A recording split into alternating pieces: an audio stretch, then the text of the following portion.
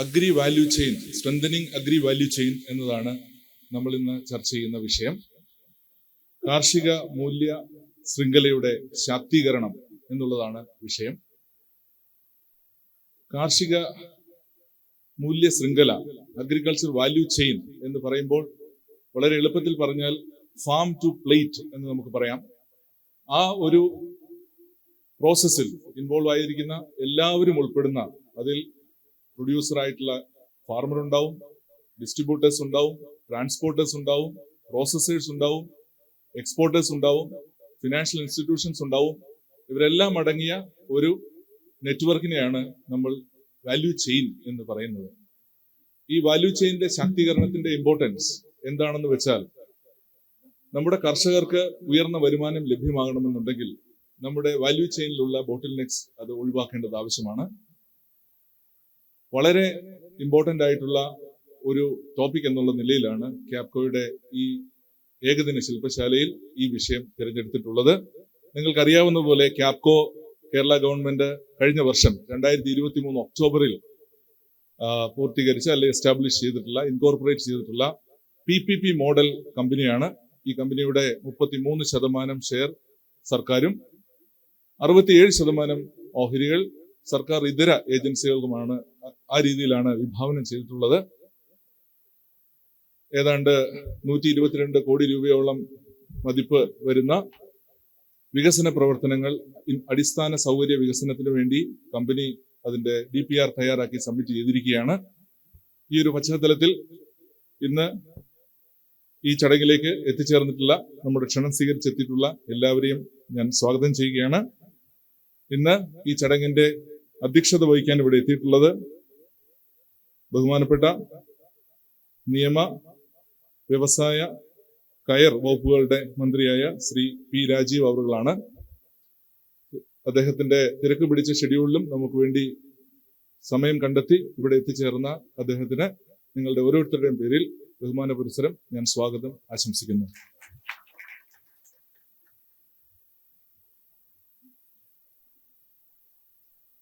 ഈ ചടങ്ങിന്റെ ഉദ്ഘാടനം നിർവഹിക്കാൻ ഇവിടെ എത്തിച്ചേർന്നിരിക്കുന്നത് ആദരണീയനായ കൃഷി വകുപ്പ് മന്ത്രി ശ്രീ P. പ്രസാദ് അവറുകളാണ്. അദ്ദേഹം ക്യാപ്കോയുടെ ചെയർമാൻ കൂടിയാണ്. അദ്ദേഹത്തിന്റെ മാർഗനിർദ്ദേശങ്ങളും അദ്ദേഹത്തിന്റെ ഐഡിയാസും എല്ലാമാണ് നമ്മൾ ക്യാപ്കോയിലൂടെ ഇംപ്ലിമെന്റ് ചെയ്തുകൊണ്ടിരിക്കുന്നത്. അദ്ദേഹം നമ്മുടെ ഒപ്പം, ഈ കമ്പനിയുടെ ഒപ്പം തന്നെ ഉണ്ട്. ഇതിന്റെ പ്രവർത്തനത്തിൽ ഓരോ ഘട്ടത്തിലും ഈ കമ്പനി എങ്ങനെയാണ് കർഷകരുമായി കൂടുതൽ അടുത്ത് ഇടപഴകുന്നതെന്നും അവരുടെ ജീവിതത്തിൽ ഏത് തരത്തിലാണ് ഈ കമ്പനി മാറ്റങ്ങൾ വരുത്താൻ ഉദ്ദേശിക്കുന്നതുമെല്ലാമുള്ള നിർദ്ദേശങ്ങൾ വ്യക്തമായി തന്നുകൊണ്ട് ഞങ്ങളെ മുന്നോട്ട് നയിക്കുകയും ഈ കമ്പനിക്ക് എല്ലാവിധ സപ്പോർട്ടും നൽകിക്കൊണ്ട് നമ്മുടെ ഒപ്പമുള്ള ആദരണീയനായ കൃഷി വകുപ്പ് മന്ത്രിയെ ഈ ചടങ്ങിലേക്ക് ക്യാപ്കോയുടെ പേരിലും ഇവിടെ എത്തിയിരിക്കുന്ന ഓരോരുത്തരുടെ പേരിലും ഞാൻ സ്വാഗതം ചെയ്തുകൊള്ളുന്നു.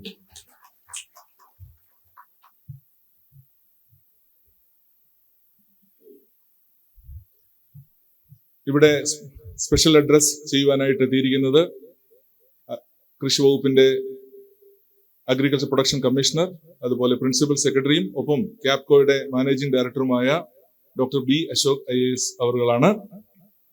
സാറിന്റെ നേതൃത്വത്തിൽ ഞാൻ മുമ്പ് സൂചിപ്പിച്ചതുപോലെ ക്യാപ്കോയുടെ അടിസ്ഥാന വികസനവുമായി ബന്ധപ്പെട്ട് ഒരുപാട് പദ്ധതികൾ ആവിഷ്കരിച്ചു വരികയാണ്.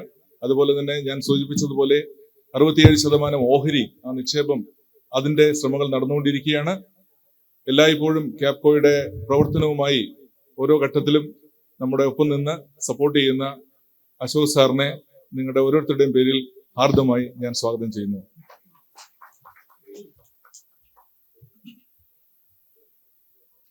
ഈ ചടങ്ങിൽ നമ്മളോടൊപ്പം കൃഷി വകുപ്പ് ഡയറക്ടറും ക്യാപ്കോയുടെ ഡയറക്ടറും ആയ ഡോക്ടർ അദീല അബ്ദുള്ള IAS എത്തിയിട്ടുണ്ട്.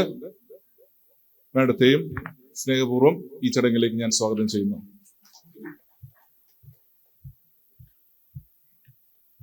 നബാർഡിന്റെ chief general manager Shri Baiju N. Kurup, അദ്ദേഹം ഇവിടെ എത്തിയിട്ടുണ്ട്. ക്യാപ്കോയുടെ രൂപീകരണം മുതൽ തന്നെ ക്യാപ്കോയുടെ ഓരോ സ്റ്റേജിലുമുള്ള പ്രോഗ്രസ് അദ്ദേഹം ചോദിക്കുകയും അതുപോലെ ക്യാപ്കോയ്ക്ക് വേണ്ട എല്ലാ സപ്പോർട്ടും അദ്ദേഹം നമുക്ക് നൽകിക്കൊണ്ടിരിക്കുകയാണ്. അദ്ദേഹത്തെയും ഹാർദമായി ഈ ചടങ്ങിലേക്ക് സ്വാഗതം ചെയ്യുന്നു.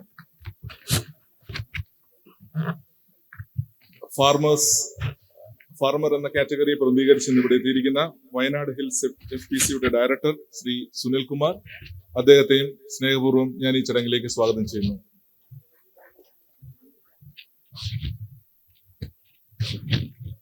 ഈ ചടങ്ങ് ഇവിടെ സംഘടിപ്പിക്കുന്നതിന് ഏറ്റവും അധികം സപ്പോർട്ട് നമുക്ക് നൽകിയിട്ടുള്ളത് GT ഗ്രാൻഡ് തോൺടൺ എന്ന കൺസൾട്ടിംഗ് ഫേമാണ്. ക്യാപ്കോയുടെ കൺസൾട്ടൻസ് ആയ GTയുടെയും അതുപോലെ സ്റ്റേറ്റ് ബാങ്ക് ഓഫ് ഇന്ത്യയുടെയും ശ്രമങ്ങളുടെ ഫലമായിട്ടാണ് ഇന്ന് നമ്മൾ ഈ ഒരു പ്രോഗ്രാം ഇവിടെ സംഘടിപ്പിച്ചിരിക്കുന്നത്. ഇന്നിവിടെ ഈ ചടങ്ങിനെത്തി തീമാറ്റിക് അഡ്രസ് നൽകാൻ നമ്മോടൊപ്പമുള്ള GTയുടെ പാർട്ട്ണർ അതുപോലെ social sector ലീഡറുമായ professor V. Padmanand, അദ്ദേഹത്തെയും ബഹുമാനപൂർവ്വം ഞാൻ ഈ ചടങ്ങിലേക്ക് സ്വാഗതം ചെയ്യുന്നു. അതുപോലെ നമ്മുടെ ക്ഷണം സ്വീകരിച്ചെത്തിയിട്ടുള്ള എക്സ്പോർട്ടേഴ്സ്, FPOയുടെ പ്രതിനിധികൾ, സ്റ്റേറ്റ് ബാങ്ക് ഓഫ് ഇന്ത്യയുടെ പ്രതിനിധികൾ, കൃഷി വകുപ്പിൽ നിന്നും എത്തിയിട്ടുള്ള, സോയിൽ സർവേയിൽ നിന്നും എത്തിയിട്ടുള്ള മറ്റ് കൃഷി വകുപ്പുമായി ബന്ധപ്പെട്ട ഓർഗനൈസേഷന്റെ സഹപ്രവർത്തകർ, മാധ്യമ പ്രവർത്തകർ, ഇവിടെ എത്തിച്ചേർന്ന നിങ്ങൾ ഓരോരുത്തർക്കും ഈ ചടങ്ങിലേക്ക് സ്വാഗതം ആശംസിച്ചുകൊള്ളുന്നു. ഇന്ന് ഇവിടെ നടക്കുന്ന ഡെലിബറേഷൻസിലൂടെ അഗ്രി വാല്യൂ ചെയിനിന്റെ സ്ട്രെങ്തനിങ്ങുമായി ബന്ധപ്പെട്ട് പുതിയ ആശയങ്ങൾ നമുക്ക് ലഭിക്കുമെന്നതിനും അത് ക്യാപ്കോയുടെ പ്രവർത്തനങ്ങളിൽ ഉൾപ്പെടുത്തി കർഷകർക്കും കാർഷിക രംഗത്തിനും ഉണർവേകുന്ന പദ്ധതികളുമായി മുന്നോട്ട് പോകാൻ ക്യാപ്കോയ്ക്ക് ആകട്ടെ എന്ന് ആശംസിച്ചുകൊണ്ട് അതിന് ഓരോരുത്തരുടെയും കോൺട്രിബ്യൂഷൻ ഉണ്ടാവണമെന്ന് റിക്വസ്റ്റ് ചെയ്തുകൊണ്ട് ഞാൻ ഇവിടെ നിർത്തുകയാണ്. Thank you. കർഷക ഉത്പാദക സംഘങ്ങളെ ശാക്തീകരിക്കുക ലക്ഷ്യമിട്ട് ഗ്രാൻഡ് തോൺടൺ ഭാരത് LLPയും ഇന്ത്യൻ ഇൻസ്റ്റിറ്റ്യൂട്ട് ഓഫ് റൂറൽ മാനേജ്മെന്റും ചേർന്ന് തയ്യാറാക്കിയ ദി ആന്റർപ്രന്യൂറിയൽ ഫാമർ എന്ന പുസ്തകമാണ് സ്വാഗതം ആശംസിച്ചപ്പോൾ വിശിഷ്ടാതിഥികൾക്ക് സമ്മാനമായി നൽകിയത്. അടുത്തതായി വിഷയാവതരണത്തിന് Grant Thornton Bharat LLP partner professor V. Padmanand അവർകളെ സാദരം ക്ഷണിക്കുന്നു. Honorable Ministers, leaders in government and institutions. ഇന്ന് ഞങ്ങൾ ഗ്രാൻഡ് തോൺടൺ ഭാരത് പറഞ്ഞ ഫേം ബ്രീഫ്ലി പറയാനായിട്ട് ഞങ്ങൾ ഇന്ത്യയുടെ ഏറ്റവും വലിയ അഗ്രി ബിസിനസ് പ്ലെയർ ആണ്. മാക്സിമം നമ്പർ ഓഫ് FPOസിന് കൂടിയും ഇന്ത്യ മുഴുക്ക ഞങ്ങളാണ് ചെയ്യുന്നത്. ഒരു 20 സ്റ്റേറ്റിൽ ഗവൺമെന്റ് ഓഫ് ഇന്ത്യയുടെ ഒരു 30,000 കോടി സ്കീംസും ഞങ്ങളാണ് മാനേജ് ചെയ്യുന്നത്. ഫോർ എക്സാമ്പിൾ കേരളത്തിൽ തന്നെ മിനി ഫുഡ് പാർക്ക് ജോബിൻജിയുടെ ഞങ്ങൾ ഗൈഡ് ചെയ്ത് ഇംപ്ലിമെന്റ് ആയിട്ടുണ്ട്. First mini food park in Kerala. ഒരു 8 കോൾഡ് സ്റ്റോർസും കോൾഡ് ചെയിൻസും ഇംപ്ലിമെന്റ് ചെയ്തിട്ടുണ്ട്. ഹോർട്ടിക്കൾച്ചറിലില്ല. അതാണ് ഇന്നത്തെ ഉദ്ദേശം. അടുത്ത് നോക്കുമ്പോൾ ഞങ്ങളുടെ ടോട്ടൽ ഇന്റർവെൻഷൻസിൽ ഇന്ന് ക്യാപ്കോ പറഞ്ഞ ഒരു പുതിയ മോഡൽ, ഒരു യുണീക്ക് മോഡലാണ് കൺട്രിക്ക്, കേരള അഗ്രി ബിസിനസ് കമ്പനി. ഈ ക്യാപ്കോ പറഞ്ഞ പ്രോജക്റ്റും കേര വേൾഡ് ബാങ്ക് പ്രോജക്റ്റ് 2,300 കോടി ഇപ്പോൾ അപ്രൂവ് ആയിട്ടുണ്ട്. അത് രണ്ടും പ്രിന്റ് ചെയ്തിട്ട് ഒരു ഇന്റർവെൻഷൻ ആയിട്ട് ചെയ്യാനാണ് ഉദ്ദേശം. ക്യാപ്കോ പറഞ്ഞ് നോക്കുമ്പോൾ എക്സിബിഷൻ സെന്റർ സ്ഥാപിക്കുന്നുണ്ടാവും, മാർക്കറ്റ് യാർഡ് സ്ഥാപിക്കുന്നുണ്ടാവും, വാല്യൂ ആഡഡ് പ്രോസസിംഗ് ഫെസിലിറ്റീസ് ഉണ്ടാവും, ലാൻഡ് ഫെസിലിറ്റേഷൻ ഉണ്ട്, ലാൻഡ് ബാങ്ക് ഉണ്ട് ഫോർ ഡെവലപ്മെന്റ്, പിന്നെ മാർക്കറ്റ് കണക്ട് ആൻഡ് വേരിയസ് സർവീസസിനെ സപ്പോർട്ട് ചെയ്യുന്നു. കേര പറഞ്ഞ പ്രോജക്റ്റിൽ പ്രൊഡക്റ്റീവ് അലയൻസ് പറഞ്ഞിട്ട് തന്നെ ഒരു 300 കോടി ഉണ്ട്. മീനിങ് ഒരു 40-50% ഗ്രാന്റ് കർഷകന്മാരും പ്രോസസർമാരും എക്സ്പോർട്ടർമാരും ഓർ ഇമ്പോർട്ടർമാർ from Kerala business forum Aji കുര്യക്കോസും കിമി അലക്സാണ്ടർജിയും വന്നിട്ടുണ്ട്. അപ്പോൾ അങ്ങനെ പ്രൊഡക്റ്റീവ് അലയൻസിനും ഗ്രാന്റ് സപ്പോർട്ട് ഉണ്ട്. ഒബ്ജക്റ്റീവ് എന്താ വെച്ചാൽ ഒരു ഇന്റഗ്രേറ്റഡ് വാല്യൂ ചെയിൻ അപ്രോച്ച് ആയിട്ട് ഡെവലപ്പ് ചെയ്യണം. ഇന്ത്യ മുഴുക്ക നോക്കുമ്പോൾ ആൻഡ് കേരളത്തിൽ നോക്കുമ്പോൾ കേരളത്തിൽ കശ്മീരിനെ കാട്ടിലും ചെറിയ ലാൻഡ് ഹോൾഡിംഗ്. കശ്മീരിന് പറയും ഒരു 40 സെന്റേ ഉള്ളൂ ഒരു ആവറേജ് ഫാർമർ. കേരളത്തിൽ അത്രയും കൂടെ ഇല്ല. മീനിങ് ഈ ഫ്രാഗ്മെന്റഡ് ഹോൾഡിങ്സ് വെച്ചിട്ട് വാല്യൂ ഡെവലപ്പ് ചെയ്യണമെങ്കിൽ ആൻഡ് കോമ്പറ്റീവ് ആവണമെങ്കിൽ അഗ്രിഗേഷൻ വേണം, മീനിങ് FPOs. അപ്പോൾ ഇന്ത്യ മുഴുക്കം നോക്കുമ്പോൾ ഇന്നത്തെ സ്ഥിതിയിൽ ഒരു 25,000 FPOs ഉണ്ട്, ഫാർമർ പ്രൊഡ്യൂസർ ഓർഗനൈസേഷൻസ്.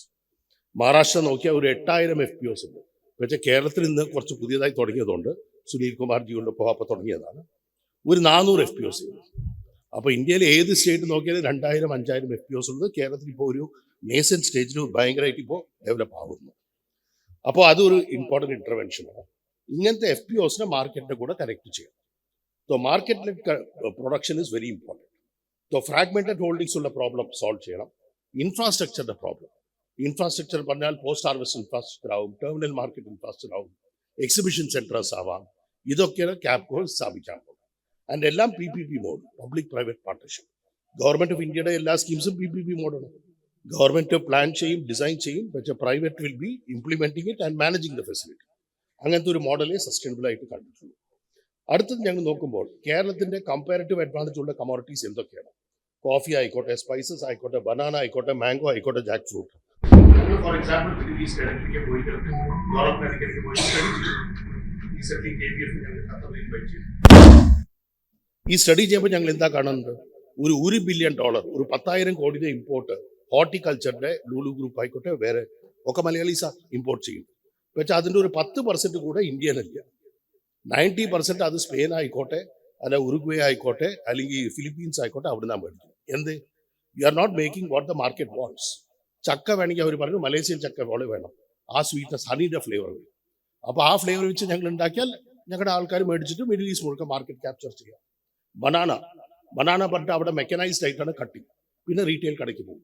ലുലു ആയിക്കോട്ടെ, ചെറിയ ഗ്രൂപ്പുകൾ ആയിക്കോട്ടെ. പക്ഷേ ഞങ്ങളുടെ ബനാന ഓരോ ഷേപ്പിലാണ്. അവർ പറഞ്ഞ് ഇങ്ങനെ ആയിരിക്കും ഞങ്ങൾക്ക് വൈബിൾ ആവില്ല. ഞങ്ങൾ മാനുവൽ ലേബറായിട്ട് അസോർട്ട് ചെയ്യാൻ പറ്റില്ല, ഗ്രേഡിങ് സോർട്ട്. അപ്പോൾ ഞങ്ങളുടെ സൈസും ഗ്രേഡിങ് ഷേപ്പും ചെയ്താൽ ഞങ്ങൾ മേടിക്കും. കേരളത്തിൽ മാങ്ങ കേരളത്തിനല്ല മേടിക്കുന്നതൊക്കെ അനന്ത്പൂർ പറഞ്ഞിട്ട് വലിയ ഹോർട്ടിക്കൾച്ചർ ക്ലസ്റ്റർ ഉണ്ട് ആന്ധ്രയിൽ, ആൻഡ് കൃഷ്ണഗിരി തമിഴ്നാട്ടിൽ. അപ്പോൾ മാങ്ങ ആയിക്കോട്ടെ, ചക്ക ആയിട്ടോ, ബനാന ആയിക്കോട്ടെ, മേജർ മാർക്കറ്റ് ഞങ്ങൾ മാർക്കറ്റ് പ്രൊഡക്ഷനിൽ ലീഡറായാലും മാർക്കറ്റിലെ പ്രൊഡക്ഷൻ ആവില്ല.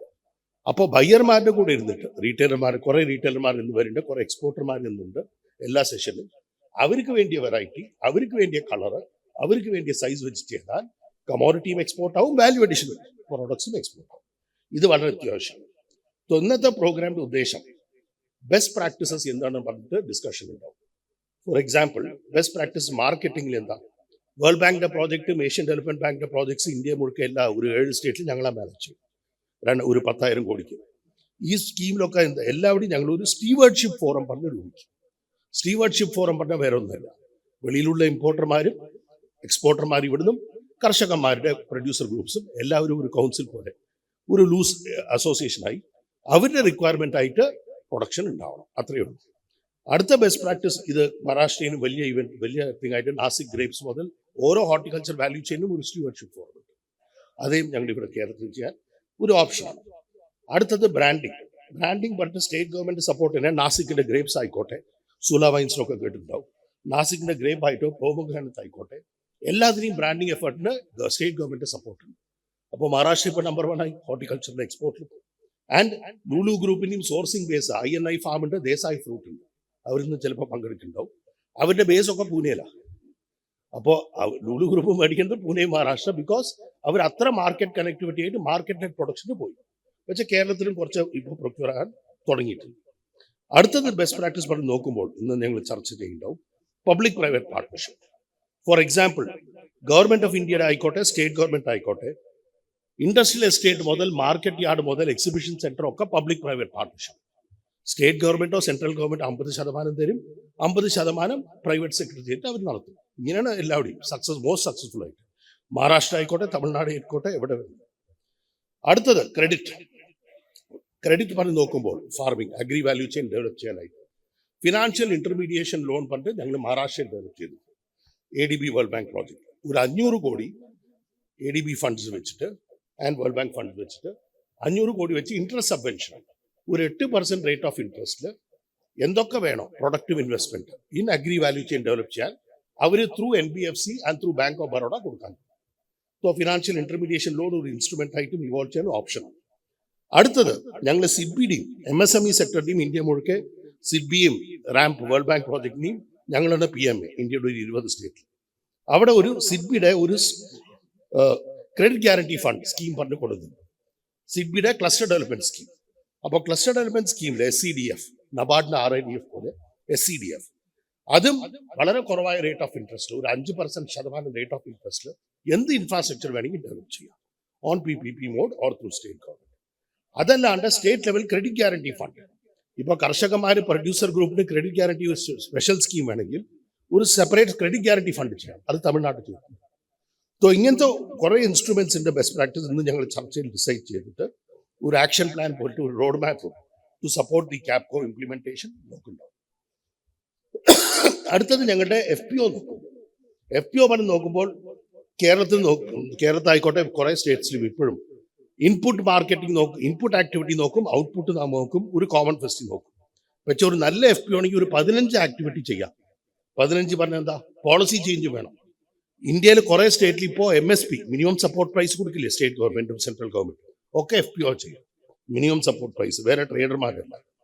എന്തൊക്കെ മാർക്കറ്റിംഗ് വേണം, ഔട്ട്പുട്ട് മാർക്കറ്റിംഗ്, ട്രേഡറിനെ കട്ട് ചെയ്തിട്ട് FPO directly involve. Input licence, seed, pesticide, fertiliser, organic ആയിക്കോട്ടെ, എന്ത് വേണമെങ്കിൽ ആയിക്കോട്ടെ, FPO ചെയ്യും. വർമി കമ്പോസ്റ്റ്, മഷ്റൂം, ഒരു 10-20 ആക്ടിവിറ്റീസ് FPO ചെയ്യണം, ഇൻക്ലൂഡിങ് ആനിമൽ ഹസ്ബൻഡറി. വെറും കമോഡിറ്റി മാത്രം നോക്കിയാൽ വയബിലിറ്റി ആവുന്നത് കുറച്ച് കഷ്ടമാണ്. സോ പോളിസി സപ്പോർട്ട് വേണം, ഇൻഫ്രാസ്ട്രക്ചർ സപ്പോർട്ട് വേണം, മാർക്കറ്റിംഗ് സപ്പോർട്ട് വേണം, ക്രെഡിറ്റ് സപ്പോർട്ട് വേണം, and various service providers. Like ഇന്നലെ നെതർലാൻഡ്സ് ഗവൺമെന്റ് റെപ്രസെന്റ് ചെയ്തിട്ട് വിജയ് കുമാർജി വന്നു. അപ്പോൾ Dutch consultants are the best in the world for horticulture. അവർ ഈ സപ്പോർട്ട് പഠിച്ചിട്ട് ഞങ്ങളുടെ ഹോർട്ടിക്കൾച്ചർ വാല്യൂ ചെയിൻസ് ഡെവലപ്പ് ചെയ്യാം. അപ്പോൾ ഇതൊക്കെ ചർച്ച ചെയ്തിട്ട് ഒരു റോഡ് മാപ്പ് ഉണ്ടാക്കാനായിട്ടാണ്, practical road map to support അവർ ക്യാപ്കോ. സോ 2 മെയിൻ അജണ്ട, ഞങ്ങൾക്ക് ക്യാപ്കോണ് ഇൻവെസ്റ്റർമാർ വേണം, ആൻഡ് ക്യാപ്കോണ് നല്ല മാർക്കറ്റിയർമാരും വേണം, agri value chain. Thank you. എല്ലാവർക്കും ബഹുമാനപ്പെട്ട അധ്യക്ഷൻ, വിശിഷ്ടാതിഥികൾ, എല്ലാവർക്കും നമസ്കാരം. പ്രത്യേകിച്ച്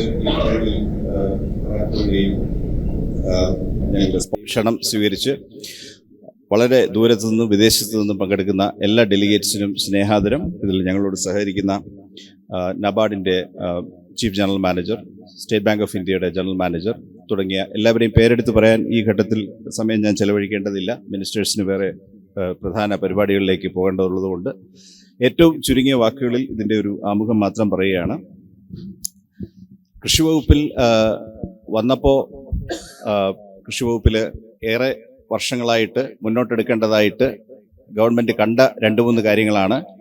ഒന്ന്, പ്ലാന്റേഷൻ മേഖലയിൽ ഒരു വിപുലമായ ഇടപെടൽ, ലോകബാങ്കുമായി സഹകരിച്ചുകൊണ്ട് ക്ലൈമറ്റ് റെസിലിയൻസിലും വാല്യൂ അഡീഷനിലും ഒരു പദ്ധതി, അതുപോലെ കാർഷിക വിപണനവും മാർക്കറ്റിങ്ങും കേന്ദ്രീകരിക്കുന്ന ഒരു കമ്പനി. ഏതാണ്ട് 2 വർഷം ബഹുമാന്യനായ കൃഷിമന്ത്രിയുടെ നേതൃത്വത്തിൽ ആ വകുപ്പിൽ പ്രവർത്തിച്ചപ്പോൾ എൻ്റെ സഹപ്രവർത്തകർ അവർ പലരും മാറി വന്നു. അതിലിപ്പോൾ ചുമതലയുള്ള ആളുകളാണ് ഇവിടെ ഉള്ളത്. ശ്രീമതി അദീല, ശ്രീ സാജു ഒക്കെ മറ്റ് സീനിയർ സ്റ്റേറ്റ് സർവീസ് ഉദ്യോഗസ്ഥരും. അവരോടൊപ്പം പ്രവർത്തിച്ചപ്പോൾ കേരളത്തിലെ കൃഷിക്ക് ഭംഗിയായിട്ട് നടത്തി മുന്നോട്ട് പോയാൽ മുതൽക്കൂട്ടാവുന്ന 3-4 കാര്യങ്ങൾ കഴിഞ്ഞ 2 വർഷത്തിനുള്ളിൽ സംഭവിച്ചിട്ടുണ്ട്. അതിലേറ്റവും പ്രധാനപ്പെട്ട ഒന്നാണ് ക്യാപ്കോ. സിയാൽ മാതൃകയിൽ 33% ഗവൺമെൻറ് മുതൽ മുടക്കുന്ന കാർഷിക മൂല്യവർദ്ധനവും വിപണിവൽക്കരണവും അഡ്രസ്സ് ചെയ്യുന്ന ഒരു കമ്പനി വേണമെന്നുണ്ടായിരുന്നു. ആ കമ്പനി ഇപ്പോൾ ഒരു നിർണായക ഘട്ടത്തിലാണ്. അതിൻ്റെ നിയമപരമായ നടപടികളെല്ലാം പൂർത്തിയാക്കി ഏകദേശം 100 കോടി രൂപ ഇക്വിറ്റി ഷെയർ റേസ് ചെയ്യാൻ സാധിക്കുന്ന തരത്തിലേക്ക് നമ്മൾ എത്തിയിട്ടുണ്ട്. ആ ഘട്ടത്തിലാണ് ഈ മേഖലയിലെ തിരഞ്ഞെടുക്കപ്പെട്ട പ്രമുഖരുമായിട്ട് ബാങ്കിങ് സംവിധാനത്തിൻ്റെ സൗകര്യത്തോടുകൂടി കൊച്ചിയിൽ കേന്ദ്രീകരിക്കാൻ തീരുമാനിച്ചത്. ഇതുകൂടാതെ 19-18 തീയതികളിൽ തൃശ്ശൂരിൽ വെച്ച് ഒരു യോഗം കൂടുന്നുണ്ട്. കാര്യങ്ങൾ നമുക്ക് അനുകൂലമായി പോയാൽ ദുബായ് കേന്ദ്രമാക്കിയിട്ട് അടുത്ത ധനവർഷം ഒരു റീച്ച് ഔട്ട് ഇവൻറ്റ് കേരളത്തിലുള്ള നമ്മുടെ പ്രവാസികളെ കേന്ദ്രീകരിച്ചുകൊണ്ട് ചെയ്യണമെന്നും വിചാരിക്കുന്നു.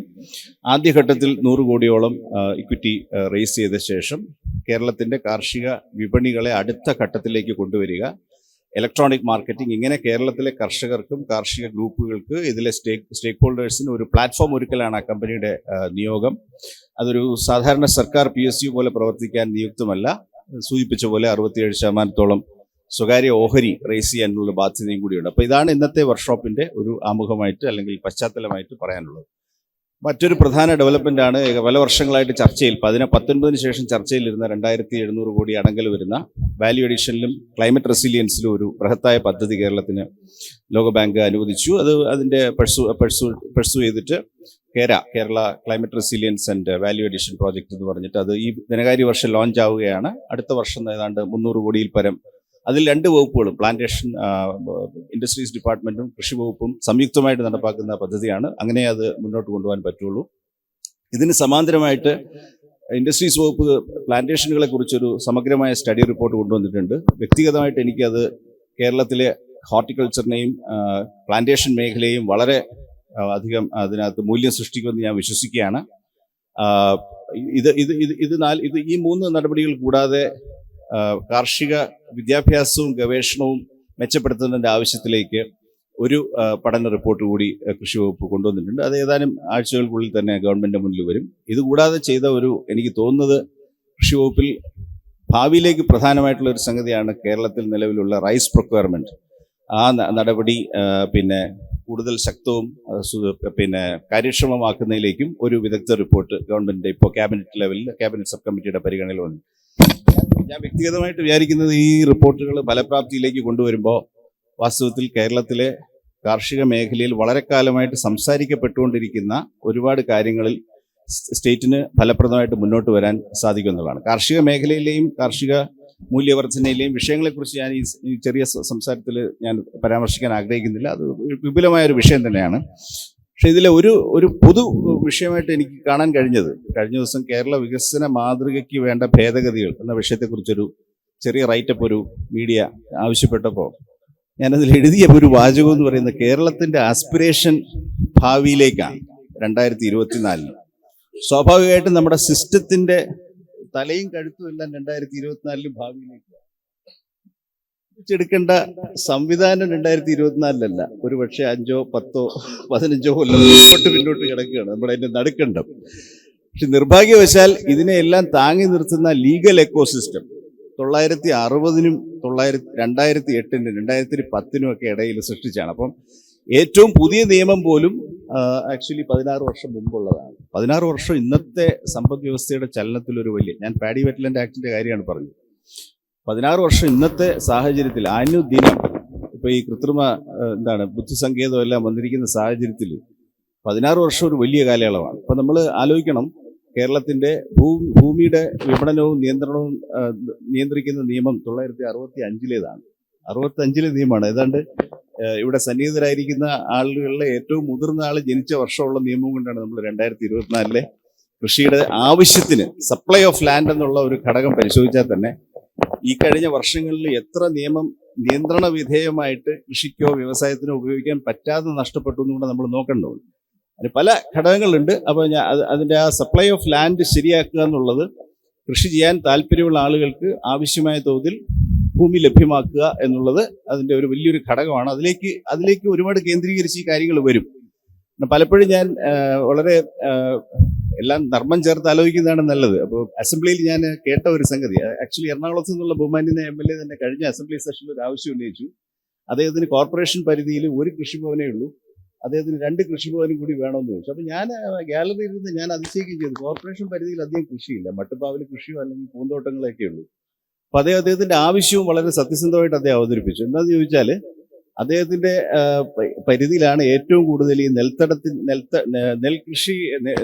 കൃഷിഭൂമിയായിട്ട് കണക്കാക്കപ്പെട്ടിരിക്കുന്ന ഭൂമി ഈ പരിവർത്തനം കൊടുക്കേണ്ട അപേക്ഷകൾ പെൻഡിംഗ് ആയിട്ടുള്ളത്. അപ്പൊ അതുകൊണ്ട് ഈ കൃഷിക്ക് നിന്നും കാർഷികേതര ആവശ്യത്തിലേക്ക് ഇത് ട്രാൻസ്ഫർ ചെയ്ത് കൊടുക്കുന്നതിലേക്ക് 2 കൃഷി ഓഫീസർമാരും കൂടെ അവിടെ വേണമെന്നാണ് അദ്ദേഹം പറയുന്നത്. കാർഷികോൽപാദന കമ്മീഷൻ എന്നുള്ള നിലയിൽ സത്യത്തിൽ ഞാൻ അവിടെ നിന്ന് ഇറങ്ങി ഓടണോ അതോ ഞാൻ ഇറങ്ങി ഓടണോ ഒളിച്ചിരിക്കണോ എന്നൊക്കെ ആലോചിക്കണം. അതിന്റെ വിശദാംശത്തിലോട്ട് ഞാൻ പോകുന്നില്ല. ആരുടെയും കുറ്റമല്ല, ഇത് നല്ല ഉദ്ദേശത്തിൽ കൊണ്ടുവന്ന ഒരു നിയമമാണ്. പക്ഷെ അത് പ്രവർത്തിക്കുന്നത് പലപ്പോഴും നമ്മുടെ ആത്യന്തിക ലക്ഷ്യത്തിന് ചിലപ്പോൾ വിരുദ്ധമായിരുന്നു. ഒരു കണക്കൂടെ ഞാൻ പറയാം. ഞാനിന്ന് രാവിലെ സഹപ്രവർത്തകനോട് പറയായിരുന്നു, കേരള ഗവൺമെന്റും പൊതു ഖജനാവ് കേരളത്തിൽ ഇപ്പോൾ ലഭ്യമായ 1 കിലോ അരി പ്രൊഡ്യൂസ് ചെയ്യുന്നതിലേക്ക് എത്ര സഹായം കൊടുക്കുന്നുണ്ട് ഒന്ന് കമ്പ്യൂട്ട് ചെയ്ത് ഓവർ ദി എൻവലപ്പ് കമ്പ്യൂട്ട് ചെയ്ത്. അപ്പോൾ മൊത്തം ചെലവാക്കുന്ന തുകയെന്ന് പറയുന്നത് 3000 കോടിക്ക് അടുത്താണ്. കൃഷി വകുപ്പ് 200-300 കോടി, സ്റ്റേറ്റ് ഇൻസെന്റീവ് ബോണസ് ഒരു 600 കോടി. പിന്നെ ഇത് പ്രൊക്യൂർ ചെയ്യാനായിട്ട് സെൻട്രൽ ഗവൺമെന്റ് പൈസ തിരിച്ചു തരുമെങ്കിലും സപ്ലൈകോ വായ്പ എടുക്കുന്ന തുക 2000 കോടി, ഒരു 2800-3000 കോടി എന്ന് വെച്ചു. അപ്പൊ ഇതിലെ രസകരമായ ഒരു കാര്യം എന്ന് പറയുന്നത് പലരും ശ്രദ്ധിച്ചിട്ടുണ്ടാവില്ല. 1 കിലോ അരി PDS റൈസിൽ എത്തിക്കുമ്പോൾ സ്റ്റേറ്റ് ഗവൺമെന്റ് 1 കിലോയ്ക്ക് ചെലവഴിക്കുന്നത് 38.5 രൂപ. അരി വേസ്റ്റ് ചെയ്തിട്ടില്ല. അപ്പൊ ഫലത്തിൽ 5 രൂപ മുതൽ മുടക്കി അരി ഉൽപ്പാദിപ്പിക്കുന്ന ആളിന് ലാഭമായിരിക്കണം. കേരളത്തിൽ അരി ഉൽപ്പാദകന് ഇവിടെ ഇരിപ്പുണ്ട്, ഞാൻ പറഞ്ഞ് വേണമെങ്കിൽ വെരിഫൈ ചെയ്ത് നോക്കിക്കോ. 38 രൂപ 1 കിലോയ്ക്ക് കർഷകന് കൊടുക്കുന്നു എന്നല്ല ഞാൻ പറഞ്ഞ, കർഷകന് 29 എത്രയാണ് അദ്ദേഹത്തിന്റെ കയ്യിൽ ചെല്ലുന്നത്. ഞങ്ങൾ 38 രൂപ ചെലവഴിക്കുന്നുണ്ട്. മൊത്തം ഇൻപുട്സ് ആയാലും ലൈം ആയാലും എവരിതിങ് പുട്ടുകഥ ബജറ്റ് ചെയ്യുന്നു. അപ്പൊ ആ നേട്ടം അയാൾക്ക് കിട്ടുന്നുണ്ടോ എന്നുള്ളതാണ് അതിനകത്തെ ക്വസ്റ്റ്യൻ. അപ്പൊ വാസ്തവത്തിൽ അങ്ങനെ നോക്കിയാൽ അത് പൊതു ചെലവാണെന്ന് കണക്കാക്കിയാൽ സത്യത്തിൽ അപ്പൊ നമ്മൾ ഗ്രഹിക്കാത്തൊരു കാര്യമാണ്, യൂറോപ്പിലെ മിക്ക ധാന്യ കർഷകരും കിട്ടുന്നതിനേക്കാൾ സബ്സിഡൈസേഷൻ സ്റ്റേറ്റ് ഗവൺമെന്റ് ചെയ്യുന്നുണ്ട്. പക്ഷെ പ്രശ്നം കർഷകർക്ക് കിട്ടുന്നില്ല എന്നുള്ളതാണ്. ഇതൊക്കെ രസകരമായ സമസ്യകളാണ്. ഏതായാലും കൃഷിയിൽ ഒരു മുന്നോട്ടുള്ള ഒരു ചുവടുവെപ്പ് കുറേ സാധ്യമായി ഞാൻ വിചാരിക്കുന്നു. അത് ഇൻഡസ്ട്രീസ് വകുപ്പിന്റെ വലിയ സപ്പോർട്ടും സഹായവും അദ്ദേഹത്തിന്റെ പ്രോത്സാഹനവും ഉള്ളതുകൊണ്ടാണ് ബഹുമാന്യരായ മിനിസ്റ്റേഴ്സ് ഇവിടെ സന്നിഹിതരാൻ ഇന്ന് കഴിഞ്ഞത് വളരെ നന്നായി. അവരുടെ പ്രസംഗങ്ങളാണ് നമ്മൾ കേൾക്കേണ്ടത്. ഞാൻ എപ്പോഴും ലേശം പേടിയോടുകൂടി മാത്രം കാണുന്നത് രാജീവ് സാറിന്റെ ഓഫീസിൽ ചെന്ന് അവിടെ ഒരു ഡിസ്പ്ലേ ഉണ്ട്. ആ ഡിസ്പ്ലേ എന്താണെന്ന് ചോദിച്ചാൽ അദ്ദേഹത്തിന്റെ ഗവൺമെന്റിന് ഇനി എത്ര മിനിറ്റുകൾ ബാക്കിയുണ്ടെന്നുള്ളതാണ് ആ ഡിസ്പ്ലേ. അപ്പൊ അതിന് എനിക്ക് 400 ദിവസം മറ്റാണ് ബാക്കിയുള്ളതെന്ന് തോന്നുന്നു. ഇതിനിടയ്ക്ക് ഒരു 2 തെരഞ്ഞെടുപ്പുകളും നിങ്ങളുടെ സമയം അപഹരിക്കും. അപ്പൊ അങ്ങനെ നോക്കുമ്പോൾ എൻ്റെ ഒരു കണക്കിന് ഗവൺമെന്റിൽ ഇപ്പോൾ 27 വർഷമായതുകൊണ്ട് സ്ട്രെയിറ്റ് ആയിട്ട് 10 മാസമാണ് കയ്യിലുള്ളത്. ഒരു 300 ദിവസം 320 ദിവസമാണ്. അപ്പൊ 320 ദിവസം ഈ വകുപ്പുകളും ഗവൺമെന്റ് പരിശ്രമിച്ചു കഴിഞ്ഞാൽ ഈ പറയുന്ന മുന്നൊരുക്കത്തിൽ എടുക്കേണ്ട നിർണായകമായ തീരുമാനങ്ങൾ കുറച്ചെണ്ണം 5-6 എടുക്കാൻ സാധിച്ചു കഴിഞ്ഞാൽ തീർച്ചയായിട്ടും കേരളത്തിലെ കൃഷി അതിന്റെ അടുത്ത അർഹമായ വികസനത്തിന്റെ ഘട്ടത്തിലേക്ക് കടക്കുമെന്നാണ് ഞാൻ വിചാരിക്കുന്നത്. ഒറ്റ കാര്യം എനിക്ക് ബോധ്യമുള്ളൂ, കേരളത്തിലെ കൃഷിയെ തന്നെയും കൃഷി ഒരു സേവനമെന്ന നിലയിൽ സമീപിക്കണം. Agriculture as a value added service. ഈ കൺവെൻഷനലായിട്ട് കൃഷി ഓഫീസർമാരും കൃഷി പണ്ഡിറ്റ്സും വിചാരിക്കുന്ന പോലെ ഉൽപാദനം അങ്ങോട്ട് കൂട്ടിക്കൊണ്ടിരിക്കുക, പ്രൊഡക്ടിവിറ്റി കൂടിക്കൊണ്ടിരിക്കുക, അതിനിങ്ങനെ വില കിട്ടും എന്ന സങ്കല്പം ശരിയാകണമെങ്കിൽ അതിന്റെ മൂല്യവർദ്ധനവും അതിന്റെ കയറ്റുമതി ശൃംഖലയും അതിന്റെ നവങ്ങളായിട്ടുള്ള വാല്യൂ ആഡഡ് പ്രോഡക്ട്സും അതിനകത്ത് ചേർത്തുകൊണ്ട് more value in that value chain create ചെയ്തുകൊണ്ടേ കേരളത്തിൽ കൃഷി നിലനിർത്താൻ കഴിയുള്ളൂ. അതിന്റെ കാരണം നിങ്ങൾക്ക് എല്ലാവർക്കും എന്നെക്കാളും നന്നായിട്ട് അറിയാം. ഇന്ത്യയിൽ ഏത് വിധ വ്യാവസായിക പ്രവർത്തനവും ചെയ്യാനായിട്ട് ഏറ്റവും വലിയ കൂലി നിരക്കും ഏറ്റവും വലിയ ഭൂമിക്കുള്ള നിരക്കും കൊടുക്കേണ്ട ഒരു സംസ്ഥാനമായിട്ട് കേരളം പരിണമിച്ചിട്ടുണ്ട്. അപ്പൊ അതിൽ കൂടുതൽ നേട്ടം കൊയ്തുകൊണ്ട് മാത്രമേ ഏതുവിധ വാണിജ്യ പ്രവൃത്തിയും ഇതര പ്രവൃത്തികളുമായിട്ട് ഇപ്പം നല്ല മൂല്യം കിട്ടുന്ന ടൂറിസവുമായിട്ടോ വിദ്യാഭ്യാസ ഇൻഫ്രാസ്ട്രക്ചറുമായിട്ടോ റോഡ്സുമായിട്ടോ ട്രാൻസ്പോർട്ടുമായിട്ടോ മത്സരിച്ച് നിൽക്കണമെങ്കിൽ മൂല്യം കിട്ടിയെങ്കിലേ സാധിക്കുള്ളൂ. ഈ ഒരു സന്ദേശമാണ് എനിക്ക് പങ്കുവെക്കാനുള്ളത്. സമയമുണ്ട്.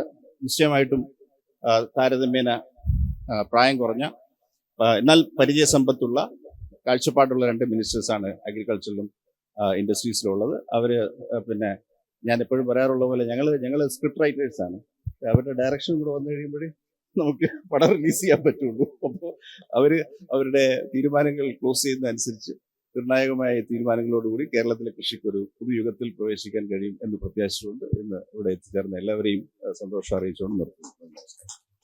ഇന്നത്തെ ചടങ്ങിന്റെ അധ്യക്ഷൻ ബഹുമാനപ്പെട്ട വ്യവസായ നിയമ കയർ വകുപ്പ് മന്ത്രി ശ്രീ പി രാജീവ് അവർകളാണ്. അധ്യക്ഷ പ്രസംഗം നിർവഹിക്കുന്നതിനായി അദ്ദേഹത്തെ ബഹുമാന പുരസ്സരം ക്ഷണിക്കുന്നു. ബഹുമാനായ ഉദ്ഘാടകൻ കൃഷി വകുപ്പ് മന്ത്രി ശ്രീ പ്രസാദ്, വേദിയിലുള്ള DSO ഉൾപ്പെടെയുള്ള വിശിഷ്ട വ്യക്തികളെ, സഹോദരന്മാരെ, സുഹൃത്തുക്കളെ, ഞാനൊരു ദീർഘമായ അധ്യക്ഷ പ്രസംഗത്തിൽ തെളിയുന്നില്ല. കൃഷിമന്ത്രിയുടെയാണ് ഇന്നത്തെ പ്രധാന പ്രസംഗം. ഇവിടെ ശ്രീ അശോക് ഇന്ന് നിലനിൽക്കുന്ന ചില യാഥാർത്ഥ്യങ്ങൾ പറയുകയുണ്ടായി. ഞങ്ങളുടെ സമീപനം യാഥാർത്ഥ്യം മനസ്സിലാക്കി ഇടപെട്ട് മാറ്റം വരുത്തുക എന്നുള്ളതാണ്. അതാണ് ഞങ്ങൾ പൊളിറ്റിക്കൽ എക്സിക്യൂട്ടീവാണ്, അവർ പെർമനന്റ് എക്സിക്യൂട്ടീവാണ്. ഞങ്ങൾ കോൺട്രാക്ട് അടിസ്ഥാനത്തിലാണ് 5 വർഷമാണ്. ഞങ്ങളുടെ സൗകര്യം ഞങ്ങൾ ജനങ്ങളാൽ ഓഡിറ്റ് ചെയ്യപ്പെടുന്നുള്ളതാണ്. ഇവരുടെ സൗകര്യം അത്തരം ഓഡിറ്റിംഗ് ഇല്ല എന്നുള്ളതാണ്. അതാണ് ബ്യൂറോക്രസിയുടെ ഒരു സൗകര്യം. അതുകൊണ്ട് മുകൾ തട്ടിലുള്ള ആളുകൾ അദ്ദേഹം പറഞ്ഞതുപോലെ കുറെ ശരിയായിരിക്കും, പക്ഷെ താഴോട്ട് മാറ്റം വരുന്നു.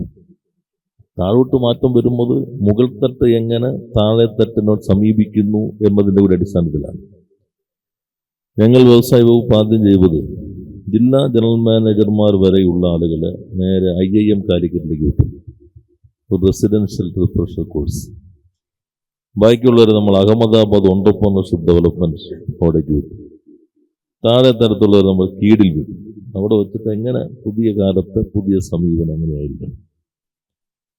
പിന്നെ എല്ലാ വകുപ്പുകളുടെ ഏകോപനം, അതും പ്രധാനപ്പെട്ടതാണ്. ഞങ്ങൾ ഒത്തിരി നിയമങ്ങൾ പരിഷ്കരിച്ചു, ചിലത് പുതിയത് കൊണ്ടുവന്നു. അത് ഒരു ലേണിംഗ് പ്രോസസ്സാണ്. ഇപ്പൊ ഇത് ഒരു മോണോലോഗല്ല. ഞങ്ങൾ ഇവിടുന്ന് ഒരു പ്രസംഗം നടത്തി നിങ്ങൾ കേട്ടുപോയി. നിങ്ങളിന്ന് കേൾക്കുന്നത് ഞങ്ങളെ സംബന്ധിച്ചൊരു വിദ്യാഭ്യാസമാണ്. ഞങ്ങൾ ഒത്തിരിയേറെ സംരംഭകരെ കേട്ടിട്ടാണ് നിയമ ഭേദഗതി വരുത്തിയത്. ഏറ്റവും ഒടുവിലുള്ള നിയമസഭയിൽ പോലും ഞങ്ങൾ 2 ഭേദഗതി വരുത്തി വ്യവസായത്തെ സംബന്ധിച്ച്. നിങ്ങൾ ആരെങ്കിലും ശ്രദ്ധിച്ചിട്ടുണ്ടോ? എല്ലാ മീറ്റിങ്ങിലും വന്ന് മുമ്പിലിരിക്കണോണ്ട് അറിയാം. ബാക്കി ആരെങ്കിലും എനിബഡി?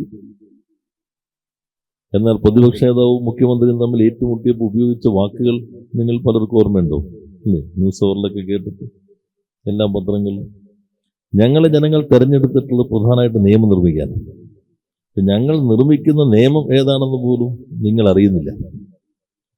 ഇതിൽ തന്നെ ഇപ്പോൾ ഈ മേഖലയിൽ ബിസിനസ്സുകാരുണ്ടാവുമല്ലോ.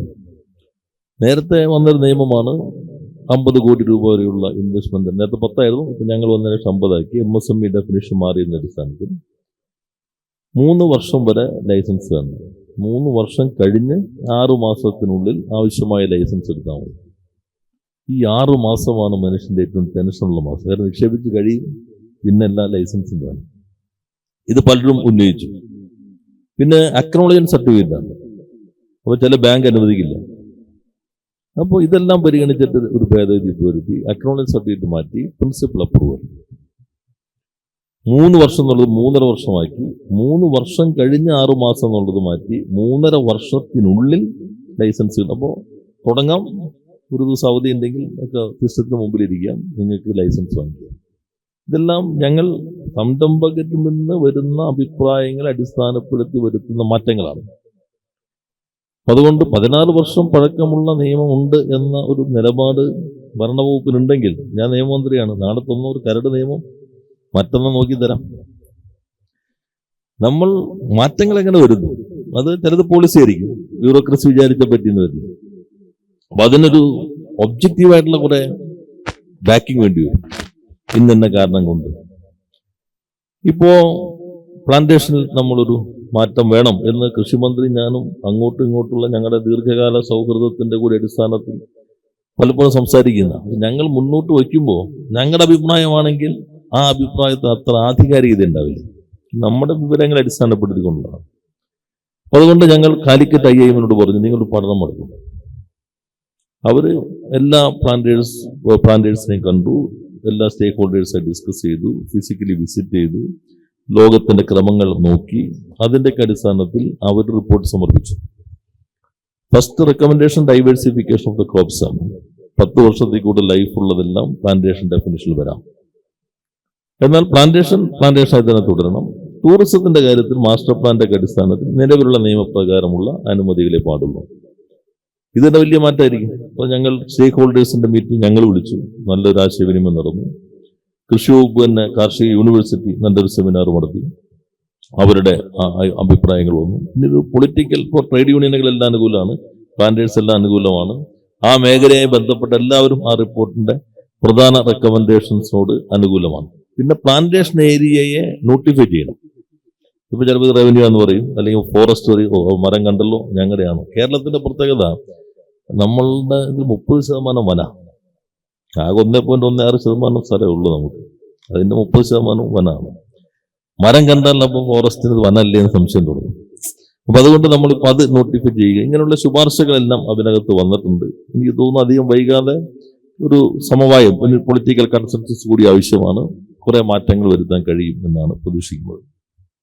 അപ്പോ ഈ മേഖലയിൽ എന്തെല്ലാം കാര്യങ്ങൾ, അതാണ് ഇപ്പോൾ ഇവിടെ ആദ്യം തന്നെ ഒരു ചെറിയ പ്രസന്റേഷനും ഇനി ദൈർഘ്യമേറിയ സെഷനുകളുണ്ട് വ്യത്യസ്ത വിഷയങ്ങളെ അധികരിച്ചുകൊണ്ട്. അഗ്രികൾച്ചർ പ്രൊഡക്റ്റാണ്. നെല്ലാകാം, അല്ലെങ്കിൽ മാങ്ങയാകാം, ചക്കയാകാം, റംബൂട്ടാനാകാം. ഞങ്ങൾക്ക് അത് റോ മെറ്റീരിയലാണ്. ഇവർക്ക് അത് പ്രൊഡക്റ്റാണ്, ഞങ്ങൾക്ക് അത് റോ മെറ്റീരിയലാണ്, വ്യവസായം.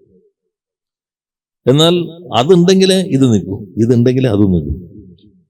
അപ്പോ ഈ ഇന്റഗ്രേഷൻ, വിവിധ വകുപ്പുകൾ തമ്മിലുള്ള ഇന്റഗ്രേഷൻ വളരെ പ്രധാനപ്പെട്ടതാണ്. ഇപ്പോൾ കേരളം ഈസ് ഓഫ് ഡൂയിങ് ബിസിനസ്സിൽ 28ആയിരുന്നു. De facto nobody was behind us at that time. ആരും നമ്മുടെ പുറകിൽ ഉണ്ടായില്ല. ഇപ്പൊ നമ്മൾ ഇന്ത്യയിൽ 1ാമതാണ്. ആരും നമ്മുടെ മുൻപിലില്ല ഈസ് ഓഫ് ഡൂയിങ് ബിസിനസ്. ഇത് സാധ്യമായത് ഞങ്ങളുടെ മാത്രമല്ല, എല്ലാ വകുപ്പുകളുടെ ഏകോപനാണ്. ഓരോ വകുപ്പും അവരവരുടേതായ സംഭാവനകൾ നൽകിയതിന്റെ ഭാഗമായിക്കൊണ്ടാണ്. കൃഷിയുടെ പ്രശ്നം അല്ലെങ്കിൽ വ്യവസായത്തിന്റെ പ്രശ്നം മാത്രമായൊരു പ്രശ്നമില്ല. ഇപ്പോ കോളേജിൽ പഠിക്കുമ്പോഴും പ്രത്യേക വിഷയങ്ങൾ എല്ലാം ഇന്റഗ്രേറ്റഡ് ആണ്. നിങ്ങൾക്ക് ബയോളജി മാത്രമേ നിൽക്കില്ല, AI ബന്ധപ്പെടും, ലോ നിൽക്കില്ല, ടെക്നോളജിയെ നിൽക്കുന്നു. ഒറ്റയ്ക്കൊറ്റയ്ക്കുള്ള തുരുത്തുകളില്ല, അറിവിലുമില്ല, പ്രയോഗത്തിലുമില്ല, ഗവേഷണത്തിലുമില്ല. അപ്പൊ അതുകൊണ്ട് കൃഷി മാത്രമായി നിൽക്കില്ല, വ്യവസായവും മാത്രമായി നിൽക്കില്ല, എല്ലാം നിയമം എല്ലാം ബന്ധപ്പെട്ട നിൽക്കുന്നത്. ആ ഒരു ഇന്റഗ്രേഷൻ ആണ് പ്രധാനപ്പെട്ടത്. മുകൾ തട്ടിലുണ്ടാകുന്ന ഇന്റഗ്രേഷൻ താഴേക്ക് നമുക്ക് കൊണ്ടുവരാൻ കഴിയണം. അവിടെയാണ് പലപ്പോഴും ഈഗോ വർക്ക് ചെയ്യുക. ഇതെന്റെ അധികാരപരിധിയല്ലേ. കൗതുകകരമായ കാര്യം, ഇപ്പോ ബി അശോക് ദീർഘകാലത്തെ സിവിൽ സർവീസ് അനുഭവമുള്ള ആളാണല്ലോ. ഇപ്പൊ അദ്ദേഹം കൃഷി ഓഫീസറാണ് എഴുതുക. അവിടെ ഇരുന്നൊരു ഫയൽ എഴുതി, അദ്ദേഹത്തിന് അഡീഷണൽ ചാർജ് നിയമത്തിലുണ്ടെന്ന് കരുതുക. ആ എഴുതിയതിന് നേരെ കടകരുതായിട്ട് ഇവിടെ ഇരുന്നിട്ട് എഴുതി. കറക്റ്റ് അല്ലേ? ഓരോ വകുപ്പും ആ വകുപ്പിന്റെ പോയിന്റ് ഓഫ് വ്യൂല നോക്കുക, കോംപ്രഹെൻസീവ് ആയിട്ടുള്ള ടോട്ടാലിറ്റിയിലല്ല നോക്കുക. ആ വകുപ്പിന്റെ കാഴ്ചപ്പാടനുസരിച്ച് റിവ്യൂ എഴുതും. ഇത് തന്നെ നമ്മുടെ ഫിനാൻസ് സ്റ്റോർ പർച്ചേസ് നോക്കിയാൽ മതി. രണ്ടും ഒന്നിന് കീഴിലാണ്. ഒരാൾ എഴുതിയാൽ അതൊരു 3-4 മാസം കഴിയുമ്പോൾ അതേ ആൾ തന്നെ വേറെ എഴുതിയിട്ട് തിരിച്ചു വരും. ഇത് മാറുമ്പോഴാണ് സിസ്റ്റം കൃത്യമായിട്ട് വർക്ക് ചെയ്യുക. പൊതു കാഴ്ചപ്പാടിന്റെ പ്രയോഗത്തിന്റെ ഉപകരണങ്ങളാണ് വ്യത്യസ്ത വകുപ്പുകൾ. വ്യത്യസ്ത വകുപ്പുകളുടെ ഒരു കൂട്ടായ്മയല്ല ഗവൺമെന്റ്. ഗവൺമെന്റിന്റെ കാഴ്ചപ്പാടിന്റെ പ്രയോഗത്തിന്റെ വിവിധ കൈകൾ, ഉപകരണങ്ങൾ ആണ് ഇപ്പോഴത്തെ ഓരോ വകുപ്പുകളും എന്നുള്ളത്. ഇത് പ്രധാനപ്പെട്ടതാണ്. ഇപ്പൊ കേരളത്തിൽ ഇപ്പൊ നല്ല മുൻകൈയാണ് കൃഷി വകുപ്പ് എടുത്തിട്ടുള്ളത്. ലോകബാങ്കിന്റെ സഹായത്തോടു കൂടി ഒരു വിപ്ലവകരമായ മാറ്റത്തിന്റെ പശ്ചാത്തലം ഒരുങ്ങുകയാണ്. Value addition. ഒരിക്കൽ പ്ലാനിംഗ് ബോർഡിന്റെ സ്റ്റഡിയിൽ 2-3 വർഷം മുമ്പാണെന്ന് തോന്നുന്നു, ഞാൻ വായിച്ചോർക്കുന്നുണ്ട്, കേരളത്തിലെ 30% കാർഷിക ഉൽപ്പന്നങ്ങളും നശിച്ചു പോകുന്നുണ്ട് സ്റ്റോറേജ് ഫെസിലിറ്റി ഇല്ലാതെ. നാഷണൽ ആവറേജ് 18% ആണ്. ശരിയാണോ തെറ്റോ പ്ലാനിംഗ് ബോർഡിന്റെ സ്റ്റഡിയിൽ ഞാൻ കാണിക്കുന്നത്. അമ്മത്തെ കാഴ്ചപ്പാട് agro food supply integrated system എന്നായിരുന്നു, ASIS അല്ലെ, അതായിരുന്നു അന്നത്തെ agro food supply integrated system. ഇപ്പൊ വാല്യൂ എന്നുള്ള വാല്യൂ അഡീഷനിലാണ് നമ്മളിപ്പോ ചെയ്യുമ്പോൾ ഒന്നുകൂടി വാല്യൂ ആഡ് ചെയ്യപ്പെടുകയാണ്. എല്ലാത്തിനും വാല്യൂ അഡീഷൻ ആണ്. അപ്പൊ അതിൽ എല്ലാവരും ചേരുന്നതാണ്, എല്ലാ വകുപ്പും. പ്രൊഡക്ഷൻ, അത് കഴിഞ്ഞാൽ processing, then storage, then transportation, then marketing. ഇതാണ് ഈ വാല്യൂ ചെയിൻ എന്നുള്ളത്. അപ്പൊ അതിൽ വിവിധ ഡിപ്പാർട്ട്മെന്റുകൾ, വിവിധ സംവിധാനങ്ങൾ അവർക്ക് സംഭാവന നൽകാറുണ്ട്. ഇന്ത്യയിൽ ആകെ ഒരു പൊതു കാഴ്ചപ്പാട് പറ്റില്ല. കാരണം കേരളത്തിന്റെ ഒരു പ്രശ്നം ഇദ്ദേഹം ഇവിടെ സൂചിപ്പിക്കുകയുണ്ടായി, നമ്മൾ ഫ്രാഗ്മെന്റഡ് ആണ് പ്രൊഡക്ഷൻ. ഞാനിപ്പോ 1000 ഏക്കർ വേണം, ചിലർ പറയില്ല തമിഴ്നാട് 1000 ഏക്കർ ആ കമ്പനിക്ക് കൊടുത്തു, നിങ്ങൾ എന്താണ്? ഞാൻ പറഞ്ഞു ഇവിടെ പാടായിരിക്കും.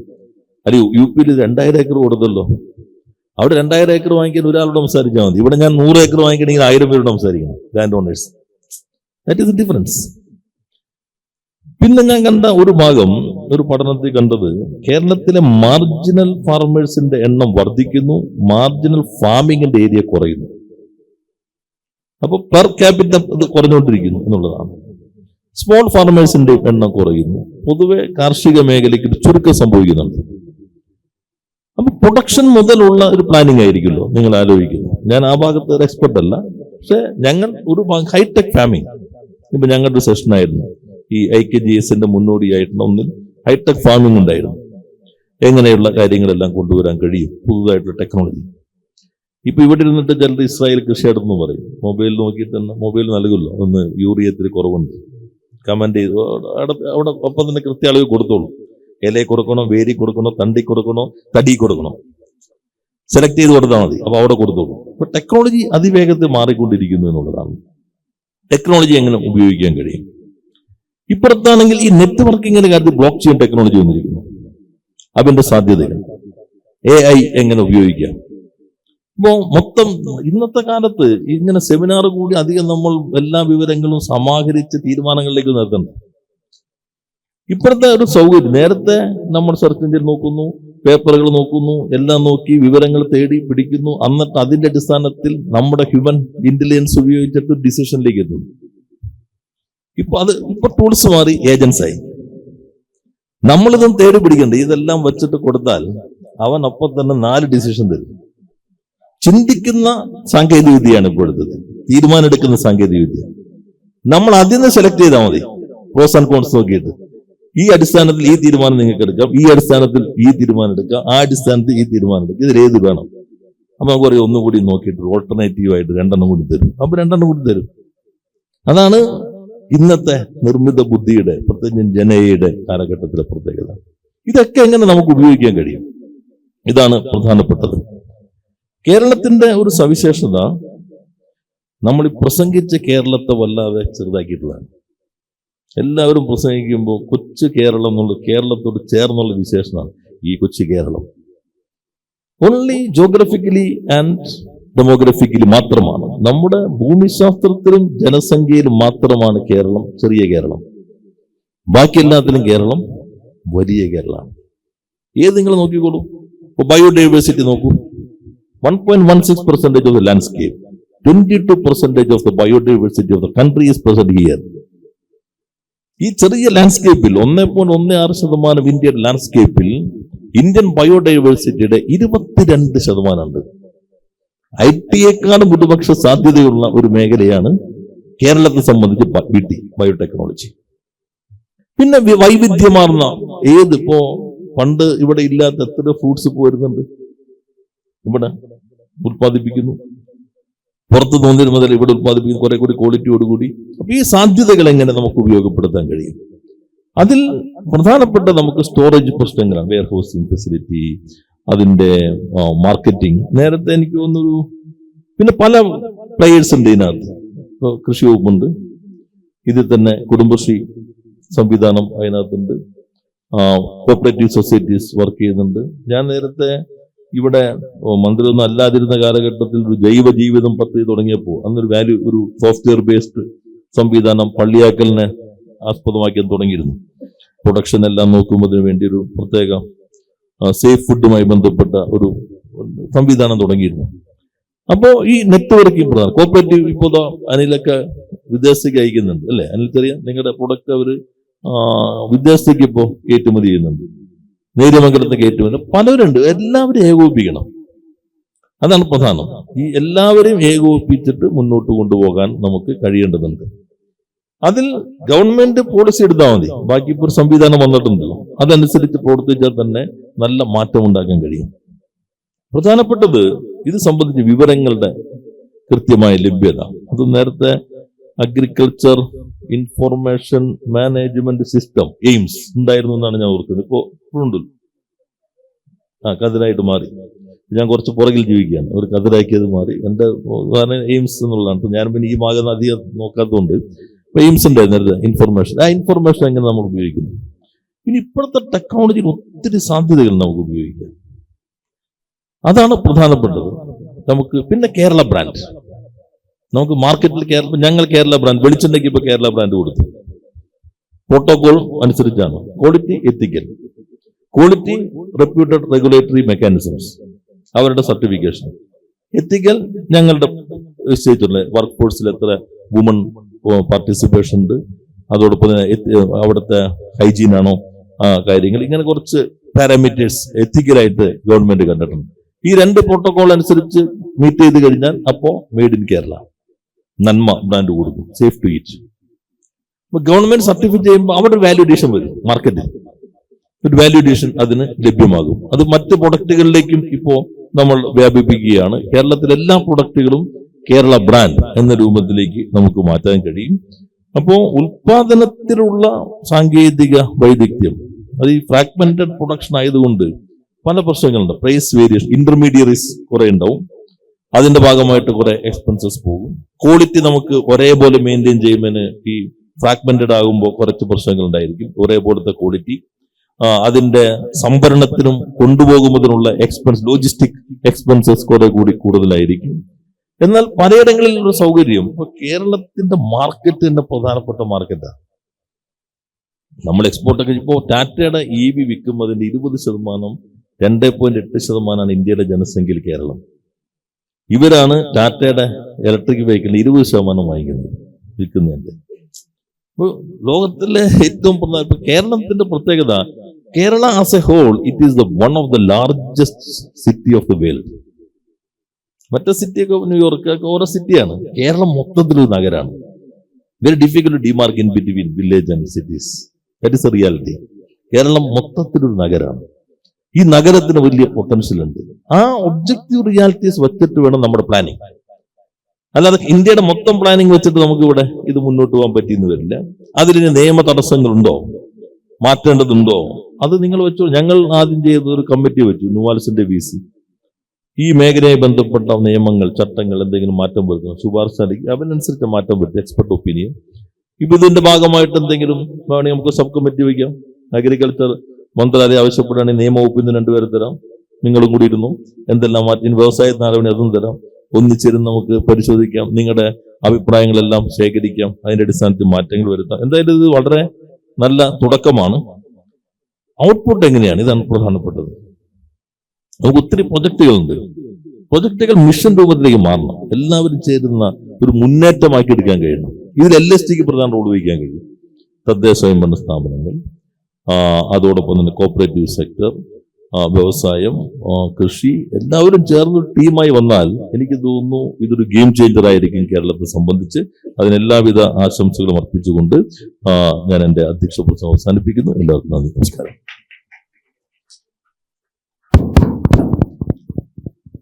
ഇന്നത്തെ ഈ ശില്പശാലയുടെ ഉദ്ഘാടനം നിർവഹിക്കുന്നത് കൃഷിവകുപ്പിന്റെയും ക്യാപ്കോയുടെയും എല്ലാ പ്രവർത്തനങ്ങൾക്കും മാർഗനിർദ്ദേശവും പ്രോത്സാഹനവും നൽകി മുന്നോട്ട് നയിക്കുന്ന ബഹുമാനപ്പെട്ട കൃഷിവകുപ്പ് മന്ത്രി ശ്രീ P. പ്രസാദ് അവർകളാണ്.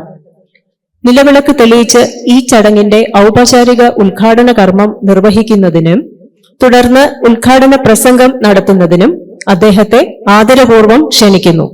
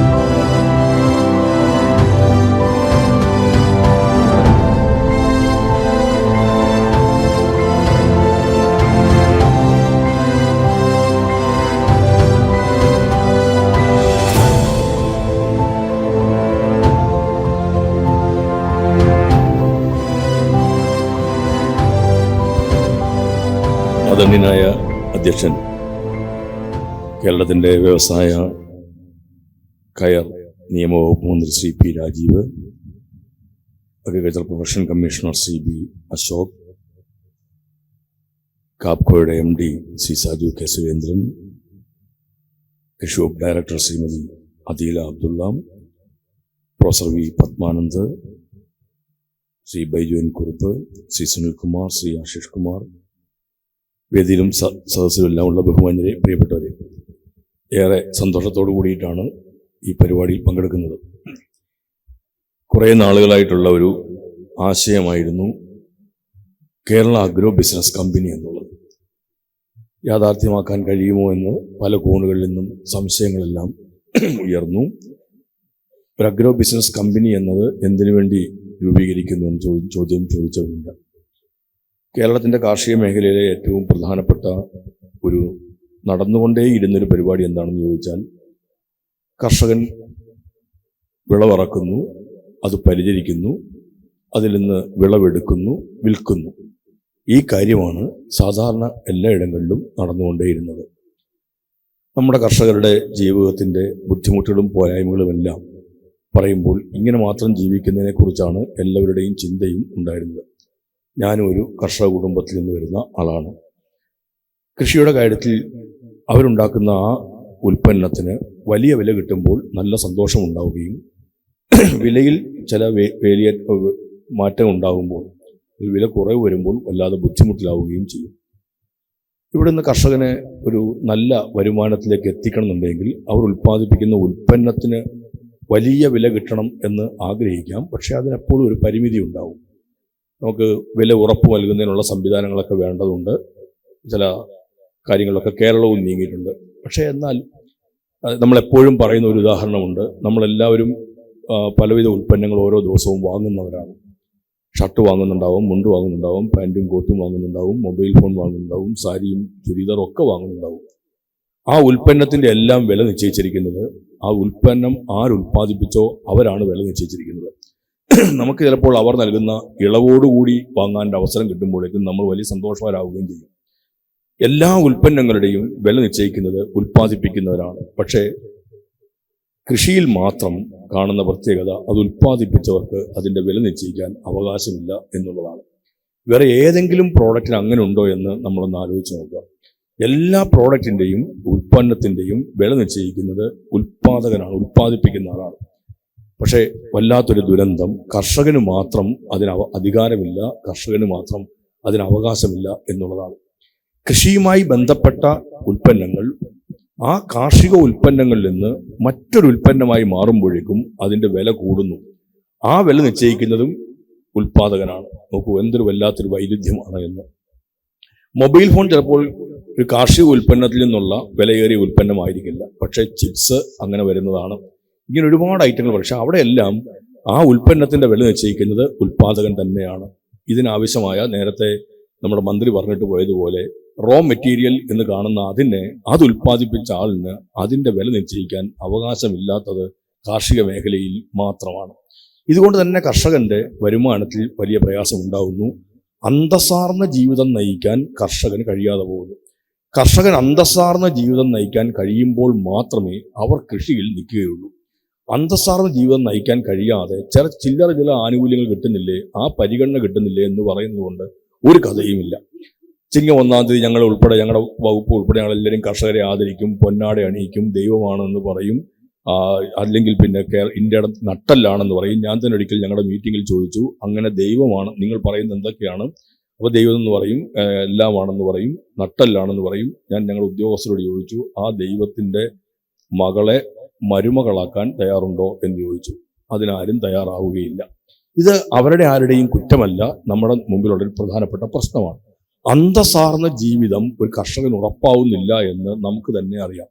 ഇവിടെ എങ്ങനെയാണ് കർഷകന്റെ വരുമാനത്തിൽ അത് പ്രതിഫലിക്കേണ്ടത്? ഞങ്ങൾ അതിനെക്കുറിച്ചാണ് നോക്കിയപ്പോഴാണ് ഈ മൂല്യവർദ്ധിത ഉൽപ്പന്നങ്ങൾ എന്ന് പറയുന്നത് കൃഷിയുമായി ബന്ധപ്പെട്ട ഉൽപ്പന്നങ്ങളിൽ നിന്ന് മൂല്യവർദ്ധിത ഉൽപ്പന്നങ്ങളിലേക്ക് പോകുന്നതിൽ കർഷകന് കൂടി ഒരു ഇടപെടൽ നടത്താൻ പറ്റുമോ എന്ന് നോക്കണം.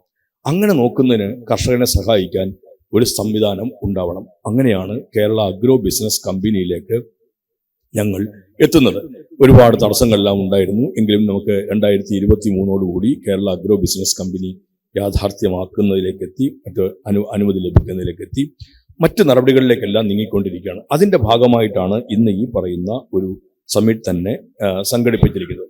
അപ്പോൾ കർഷകന്റെ ഉൽപ്പന്നങ്ങൾ, അതിന് മാർക്കറ്റ് ഉണ്ടാക്കുക, അതിന് കർഷകന് ആവശ്യമായ സഹായങ്ങൾ ചെയ്തു കൊടുക്കുക, എന്തെല്ലാമാണ് മാർക്കറ്റിന്റെ രീതികളെന്ന് മനസ്സിലാക്കുക. ചിലപ്പോൾ കർഷകന് ഒരു ധാരണ ഉണ്ടാവില്ല, ഏത് ഉൽപ്പന്നമായിരിക്കാം ഡിമാൻഡ് ഉണ്ടാവുക, അതിൻ്റെ കൃഷിയിലേക്ക് എത്തുക എന്ന്.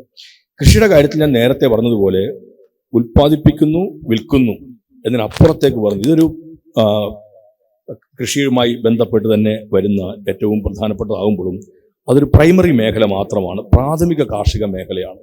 ഈ പ്രൈമറി അഗ്രികൾച്ചറിൽ നിന്ന് അപ്പുറത്തേക്ക് നമ്മൾ നോക്കിയിട്ടേ ഇല്ല ഇതുവരെ. ഈ സെക്കൻഡറി അഗ്രികൾച്ചർ അല്ലെങ്കിൽ ദ്വിതീയ കാർഷിക മേഖലയെ ലക്ഷ്യം വെച്ചുകൊണ്ടാണ് കാപ്കോയിലേക്ക് ഞങ്ങൾ എത്തിയത്. ഈ സെക്കൻഡറി അഗ്രികൾച്ചർ നമ്മുടെ ഒരു ഫോക്കസ് പോയിന്റ് ആയിരുന്നില്ല ഇതുവരെ. അപ്പോൾ പ്രൈമറി അഗ്രികൾച്ചറിൽ മാത്രം നിന്നിടത്ത് നിന്ന് കർഷകനൊരു നല്ല വരുമാനം ഉണ്ടാവില്ല എന്നുള്ളത് കൊണ്ടാണ് സെക്കൻഡറി അഗ്രികൾച്ചർ കൂടി കൃഷി വകുപ്പിന്റെ പരിഗണനയിൽ വരണം, മുൻഗണനയിൽ വരണമെന്ന് ആലോചിച്ചു.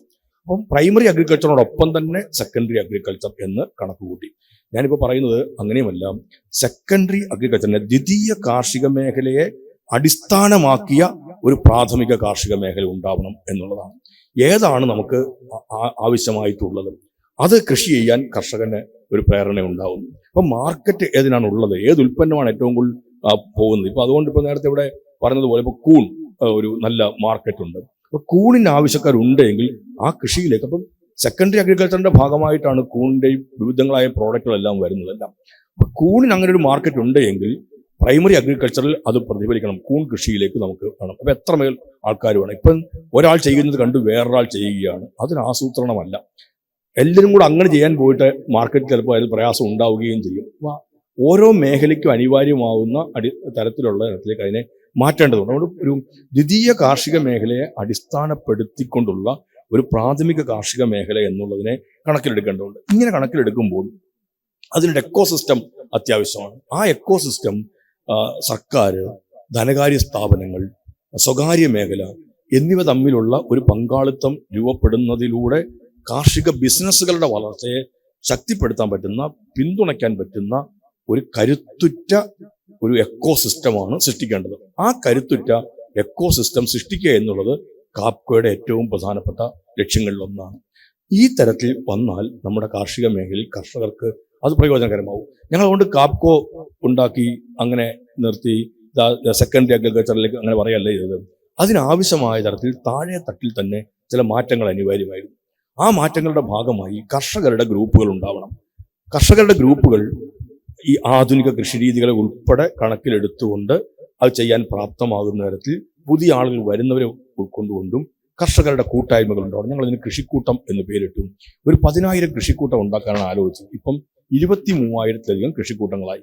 ആ കൃഷിക്കൂട്ടങ്ങളെ തദ്ദേശ സ്വയംഭരണ സ്ഥാപനങ്ങളുടെ അടിസ്ഥാനത്തിൽ ഫെഡറേഷൻ ആക്കുകയാണ്. അതിന് നിയമാവലി ആയി കഴിഞ്ഞു. അപ്പോൾ ഇതിപ്പോൾ രജിസ്റ്റർ ആ തരത്തിൽ രജിസ്റ്റർ ചെയ്യപ്പെടുകയാണ്. ഞങ്ങൾ തീരുമാനിച്ചപ്പോൾ നമ്മുടെ കേരളത്തിൽ നിൽക്കുന്ന ഒരു രീതിയും ഒരു വിളയ്ക്ക് ഉള്ള പദ്ധതിയാണ് കേരളം മൊത്തം നടപ്പിലാക്കുന്നത്. അത് കാലങ്ങളായി തുടർന്നുകൊണ്ടിരുന്ന, പതിറ്റാണ്ടുകളായി തുടർന്നുകൊണ്ടിരുന്ന ഒരു രീതിയാണ്. വാഴയ്ക്കൊരു പദ്ധതി, കപ്പയ്ക്കൊരു പദ്ധതി എന്നൊക്കെ പറഞ്ഞാൽ തെങ്ങിനൊരു പദ്ധതി, ചിലപ്പോൾ തെങ്ങ് കൃഷി ഇല്ലാത്തടങ്ങളിലേക്ക് ഉൾപ്പെടെ ആയിരിക്കും നമ്മളതിനെ കണക്ക് കൂട്ടുന്നത്.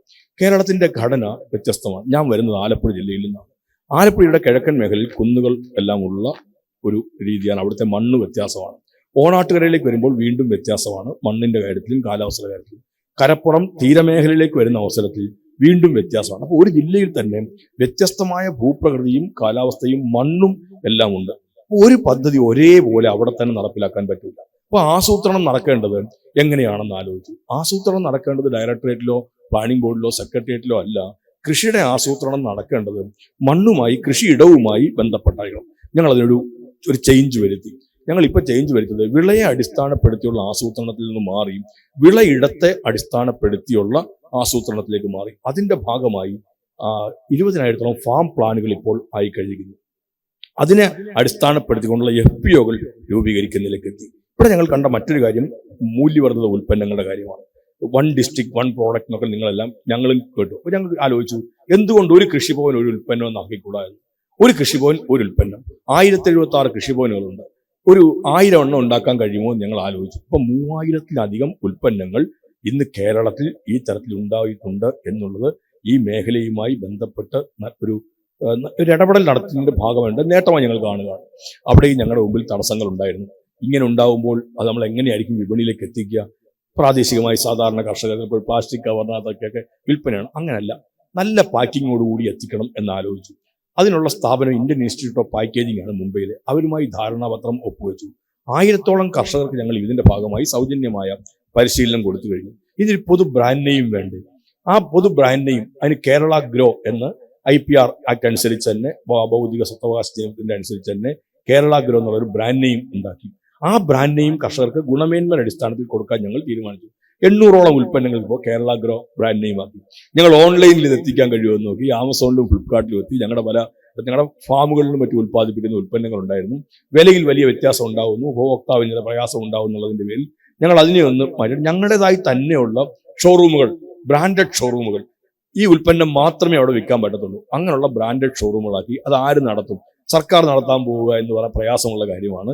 ഞങ്ങൾ കൃഷിക്കൂട്ടങ്ങളെയും സഹകരണ സ്ഥാപനങ്ങളെയും ഒക്കെ ഏൽപ്പിച്ചു. തിരുവനന്തപുരത്ത് ഒരു കൃഷിക്കൂട്ടമാണ്, കൊല്ലത്ത് ഉളിയക്കോയിൽ സർവീസ് സഹകരണ ബാങ്കാണ്, പാലായിൽ പാലാ സോഷ്യൽ സർവീസ് സൊസൈറ്റിയുടെ കീഴിലുള്ള സാന്തോം എന്ന് പറഞ്ഞ FPO ആണ്. ഇങ്ങനെയുള്ള സംവിധാനങ്ങളെ ഏൽപ്പിച്ച് കേരളത്തിൽ 5 എണ്ണം ഞങ്ങൾ തുടങ്ങി കഴിഞ്ഞിരിക്കുന്നു. Kerala grow branded shop. ഞാൻ പറഞ്ഞത് ഈ സെക്കൻഡറി അഗ്രികൾച്ചറിനെ പ്രാധാന്യം കൊടുക്കുക എന്നതിനെ കണക്കിലെടുത്തുകൊണ്ട് വെറുതെ അങ്ങ് പറഞ്ഞു പോയി ഒരു കാപ്കോ ഉണ്ടാക്കുക മാത്രമല്ല ചെയ്തത്, ഇത് ഈ തരത്തിലുള്ള സംവിധാനം കൂടി ആലോചിച്ചു.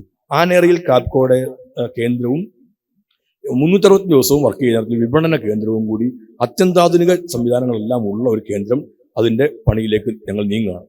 മറ്റ് വേൾഡ് മാർക്കറ്റുകളും ആ തരത്തിലേക്ക് മാറ്റുന്നതിനുള്ള പരിശ്രമത്തിൽ ഇങ്ങനെയുള്ള ഈ സാധ്യത എല്ലാം പ്രയോജനപ്പെടുത്തി മുമ്പോട്ട് പോകാൻ കാർഷിക മേഖലയെ ഞങ്ങൾ തയ്യാറെടുപ്പിച്ചുകൊണ്ടിരിക്കുകയാണ്. അപ്പോൾ നമുക്ക് സെക്കൻഡറി അഗ്രികൾച്ചറിന് ആവശ്യമായ അതിനെ ബന്ധപ്പെട്ട് നിൽക്കുന്ന ഒരു പ്രൈമറി അഗ്രികൾച്ചറിലേക്ക് എത്തുക. അവിടെയാണ് നിങ്ങളുടെ എല്ലാം സഹായവും സഹകരണവും അത്യന്താപേക്ഷിതമായിട്ടുള്ളത്. നമ്മളുടെ ഒരുപാട് മെച്ചം നമ്മുടെ മുമ്പിലുണ്ട്. ഇവിടുത്തെ ഭൂപ്രകൃതി നമ്മുടെ ഏറ്റവും സവിശേഷതയാർന്ന പ്രാധാന്യമുള്ള ഒന്നാണ്. രാവിലെ ഇരിക്കുമ്പോൾ തന്നെ ഞാൻ ഇവരോട് പറഞ്ഞു, എന്നെ തിരക്കി ഒരാൾ വന്നിട്ട് തിരുവനന്തപുരത്ത് വന്ന് എന്നോട് ചോദിക്കുന്നത് കുറച്ച് ചക്ക ലഭ്യമാക്കാൻ മന്ത്രിയുടെ സഹായം വേണമെന്നാണ്. ആന്ധ്രാക്കാരനാണ് അദ്ദേഹം. വന്ന് ഞാൻ ചിരിച്ചു പോയി. ആദ്യം ഈ ചക്കയ്ക്ക് മന്ത്രി ശുപാർശ ചെയ്യേണ്ട ആവശ്യമുണ്ടോ എന്നാണ് എനിക്ക് തോന്നിയത്. പക്ഷെ അന്നേരം അദ്ദേഹം പറഞ്ഞു, തമാശയായിട്ടല്ല അദ്ദേഹം കണ്ടത്, അദ്ദേഹം പറഞ്ഞു അത് ആവശ്യമുണ്ട്. കാരണം ഞാൻ ചോദിച്ചു, നിങ്ങൾക്ക് അവിടെ ചക്ക ഉണ്ടാവില്ലേ? വിയറ്റ്നാം എയർലി പോലുള്ള ഇനങ്ങൾ വരുമ്പോൾ അവിടെ ഉണ്ടാവില്ലേ എന്ന് ചോദിച്ചു. പറഞ്ഞു അവിടെ ഉണ്ടാവുന്നുണ്ട് ആന്ധ്രയിൽ, പക്ഷേ ഇവിടുത്തതിനാണ് ഗുണമേന്മ കൂടുതലുള്ളത് എന്ന് പറഞ്ഞു. അപ്പം നമ്മുടെ പശ്ചിമഘട്ടം, നമ്മുടെ മണ്ണിന്റെ പ്രത്യേകത, നമ്മുടെ കാലാവസ്ഥ, ജലലഭ്യത, ഇതെല്ലാം നമ്മുടെ ഉൽപ്പന്നം ഏറ്റവും മുന്തിയ ഉൽപ്പന്നമായി എവിടെയും അംഗീകരിക്കപ്പെടുന്നുണ്ട് എന്നുള്ളതിന്റെ ഏറ്റവും പ്രധാനപ്പെട്ട തെളിവാണ്. അങ്ങനെയുള്ള ഉൽപ്പന്നങ്ങൾ ഇവിടെ ഉണ്ടാക്കാമെന്നിരിക്കെ അതിന് എന്താണോ ആവശ്യമുള്ളത് ആ ആവശ്യമുള്ള ഉൽപ്പന്നങ്ങളിലേക്ക് കൂടുതലായി കർഷകർ എത്തുമ്പോൾ ഇടനിലക്കാരുടെയും മറ്റും ചൂഷണമില്ലാതെ കർഷകനെ സഹായിക്കാൻ ആ ഉൽപ്പന്നങ്ങൾ ഉണ്ടാക്കി തരാൻ കഴിയും. ഞാൻ കഴിഞ്ഞ ദിവസം വയനാട്ടിൽ നിൽക്കുമ്പോൾ അവിടെ ഒരു സംഘം ആളുകൾ വന്നു പറഞ്ഞു, വെള്ളത്തൊണ്ടി അരി ഞങ്ങൾ എത്ര ഉണ്ടെങ്കിലും എടുത്തോളാം. ഇപ്പോൾ അവർ കിട്ടുന്നുണ്ട്, അതിനകത്ത് അവർക്ക് ബുദ്ധിമുട്ടുകളുമുണ്ട്. ഇപ്പൊ കൃഷി വകുപ്പ് മുൻകൈ എടുത്ത് നൽകാമെന്നുണ്ട് എങ്കിൽ വെള്ളത്തൊണ്ടി അരി എത്ര ഉണ്ടെങ്കിലും ഞങ്ങൾ എടുത്തോളാം എന്ന് പറയുകയാണ്. അപ്പൊ ഞാൻ പറഞ്ഞത്, ഇങ്ങനെ നമുക്ക് കേരളത്തിന്റെ സവിശേഷതയാർന്ന ഇനങ്ങളെ നമുക്ക് മാർക്കറ്റ് ചെയ്യാൻ പറ്റും. പൊക്കാളി പോലുള്ള ഇനങ്ങളുണ്ട്. ഇവിടെ ഇരിക്കുന്നതിൽ നല്ലൊരു ശതമാനത്തിന് അറിയാമെന്ന് ഞാൻ വിശ്വസിക്കുന്നുണ്ട്. പൊക്കാളി എങ്ങനെ മാർക്കറ്റ് ചെയ്യണമെന്ന് അറിയാൻ വയ്യാതാണ് കർഷകർ നിൽക്കുന്നതെല്ലാം. അത്രമേൽ ഗുണമേന്മയുള്ള ഒന്നാണ്. അരയറ്റം വെള്ളത്തിൽ നിന്നാലും, നമ്മുടെ അരയറ്റം വെള്ളത്തിൽ ആ ചെടി നിന്നാലും ആ ചെടി അല്പം പോലും താഴുകയോ അല്ലെ ഒടിഞ്ഞു വീഴുകയോ ഒന്നും ചെയ്യില്ല. ഒരു സാധാരണ നെല്ലാണ് എന്നുണ്ടെങ്കിൽ നമ്മുടെ പാദത്തിന് മുകളിലേക്കുള്ള തരത്തിൽ വെള്ളം കുറേ ദിവസം നിന്ന് കഴിഞ്ഞാൽ അത് ഒടിഞ്ഞു വീഴുന്ന തരത്തിലേക്ക് എത്തും. അപ്പൊ പൊക്കാളിയുടെ ഒരു കരുത്താണല്ലോ, ആ കരുത്ത് അതിന്റെ വിത്തിന്റെ കരുത്താണ്, ചെടിയുടെ കരുത്താണ്. അപ്പോൾ തന്നെ അതിന്റെ നെല്ലിന് അരിക്ക് ആ കരുത്തുണ്ടാവും. ഇങ്ങനെ നമുക്ക് കേരളത്തിൽ നിന്ന് ലോകത്തിന്റെ ഇടങ്ങളിലേക്ക് എത്തിക്കാൻ പറ്റുന്ന നിരവധിയായ ഇനങ്ങളുണ്ട്. ആ ഇനങ്ങൾ എത്തിക്കാൻ കഴിയുന്ന തരത്തിലുള്ള ഒരു സംവിധാനം ഒരുക്കുക എന്നുള്ളതാണ് ഞങ്ങളുടെ കർഷകർക്ക് ഇതൊക്കെ ആവശ്യമായ എല്ലാ സഹായങ്ങളും ചെയ്തു കൊടുക്കാനുള്ള തരത്തിലാണ് ഞങ്ങൾ നിൽക്കുന്നത്. അതിന്റെ പഠനങ്ങൾ മറ്റു കാര്യങ്ങളെല്ലാം ഞങ്ങൾ 27 കർഷകരെ, അശോകന്റെ നേതൃത്വത്തിലാണ് 27 കർഷകരെ ഞങ്ങൾ ഇസ്രായേലിലേക്ക് അയക്കുന്നത്. ഈ കേരളത്തിൽ ആദ്യമായിട്ടാണ് കർഷകരെ കൃഷി പഠിക്കാൻ വേണ്ടിയിട്ട് പുറത്തേക്ക് വിടുന്നത്. അത് പിന്നെ അതങ്ങ് പൊലിച്ചു. ഒരാളോടെ പോയി മുങ്ങിയതോടുകൂടി എല്ലാവരുടെയും വാർത്തയും രീതിയല്ല അതിന്റെ പുറകെ പോകുന്ന തരത്തിലേക്ക് എത്തി. പലരും എന്നോട് വന്ന് പറഞ്ഞു, എല്ലാ ആവശ്യം ഉണ്ടായിരുന്നു, ഇങ്ങനെയൊക്കെ ചെയ്തിട്ട് കുഴപ്പമില്ല വോട്ട് എന്ന് പറഞ്ഞ് ആശ്വസിപ്പിക്കാൻ നിൽക്കുന്ന നേരത്താണ്. കർഷകൻ കൃഷി പഠിക്കാൻ നാളെ ആയാലും വിടണമെന്നുള്ള അഭിപ്രായമാണ് ഞങ്ങൾക്കുള്ളത്. ആധുനിക രീതികളെ നമ്മുടെ നാട്ടിൽ അവലംബിക്കണം. ആ രീതികളെല്ലാം ഇവിടെ കൊണ്ടുവരണം. കൊണ്ടുവന്ന് മെച്ചപ്പെട്ട തരത്തിൽ ഉൽപ്പാദനം ഉണ്ടാവണം ഇവിടെ നിന്നും. ആ ഉൽപ്പന്നങ്ങൾക്ക് നല്ല മാർക്കറ്റ് ഉണ്ടാവണം. അതിനനുസരിച്ച് കർഷകൻ കൂടി അവരുടെ വരുമാനത്തിൽ കൂടി അത് പ്രതിഫലിക്കുന്ന തരത്തിലേക്ക് എത്തണം. ഇപ്പൊ കാർഷിക മേഖലയിലെ അധിഷ്ഠിതമായ ഒരു വിപണി ഉണ്ടാകുമ്പോൾ ആ വിപണിയുടെ എല്ലാ തലങ്ങളിൽ നിന്നും ലാഭവിഹിതം കർഷകന് കിട്ടണം. എന്ന് വെച്ചാൽ ഓരോ അത് നേരത്തെ പറഞ്ഞതാണ്, സെക്കൻഡറി അഗ്രികൾച്ചറിന്റെ ഭാഗമായി ഇതെല്ലാം ലഭ്യമാകുമ്പോൾ കർഷകന് കൂടി അത് ലഭ്യമാകുന്ന അർത്ഥം. അപ്പം വിപണിയുടെ എല്ലാ ഘട്ടങ്ങളിൽ നിന്നും അതിൽ സെസ് വിരിക്കുന്ന പോലെ വിരിക്കണം എന്നല്ല പറഞ്ഞ അർത്ഥം.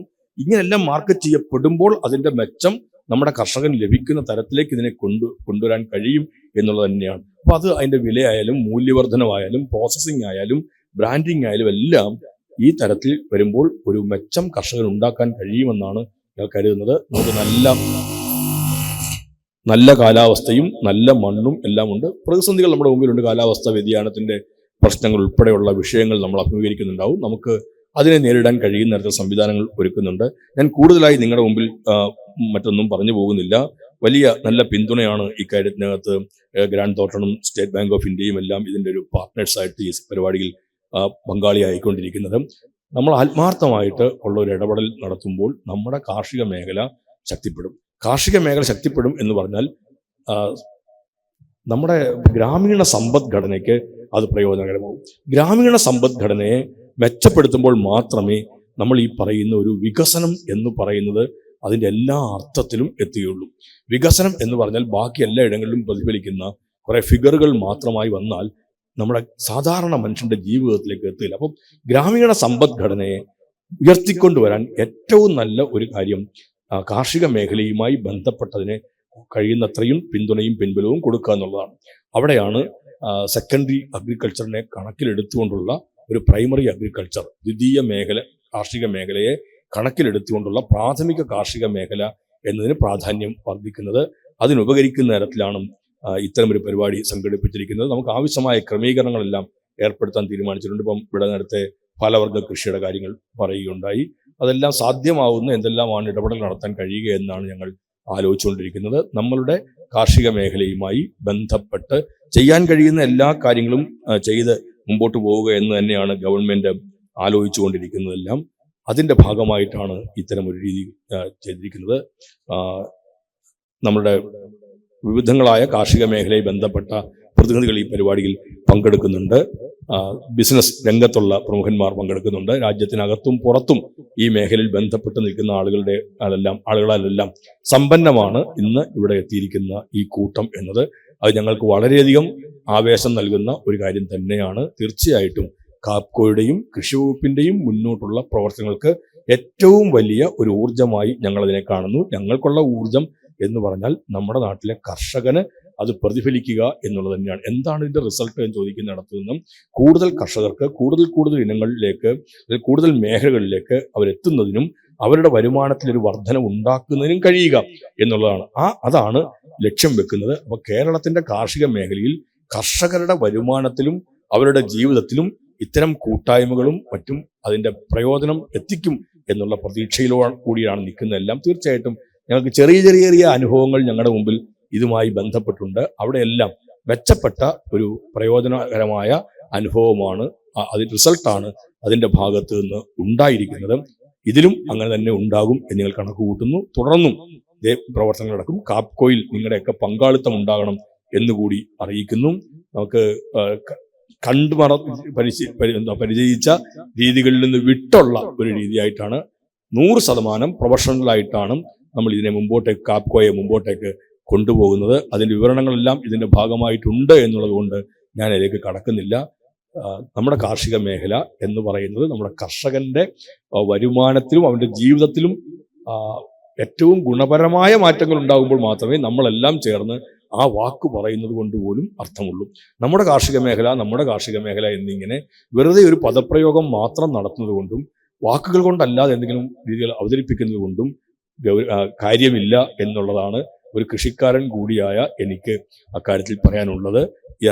ചെയ്യുമ്പോൾ അതിനനുസരിച്ചുള്ള വരുമാനം ലഭ്യമാകണം. അന്തസ്സാർന്ന ജീവിതം നയിക്കാൻ കർഷകന് കഴിയണം.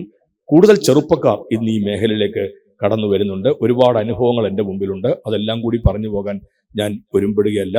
വിവിധ വകുപ്പുകളുമായി ചേർന്നുള്ള ഒരു സംയോജിച്ചതിനെ മുമ്പോട്ട് കൊണ്ടുപോകേണ്ടതുണ്ട് എന്ന് വ്യവസായ വകുപ്പ് മന്ത്രിയുടെ പറയുകയുണ്ടായി. തീർച്ചയായിട്ടും അതിനുള്ള ശ്രമങ്ങളിലാണ് ഞങ്ങളും ഏർപ്പെട്ടിരിക്കുന്നത്. എല്ലാ വകുപ്പുകളുടെയും പങ്കാളിത്തത്തോടുകൂടി ആരെല്ലാമാണോ പിന്തുണയും പിൻബലവും നൽകേണ്ടത് ആ പിന്തുണയും പിൻബലവും ഉറപ്പാക്കി മുമ്പോട്ട് പോകാൻ തന്നെയാണ് ഞങ്ങളും തീരുമാനിച്ചിരിക്കുന്നത്. ഞാൻ അവസാനിപ്പിക്കുന്നു. ഏറ്റവും ഗുണമേന്മയുള്ള മെച്ചപ്പെട്ട ഉൽപ്പന്നങ്ങൾ എത്ര വേണമോ അതുണ്ടാക്കി തരാൻ കേരളത്തിന്റെ കർഷകൻ റെഡിയാണ്.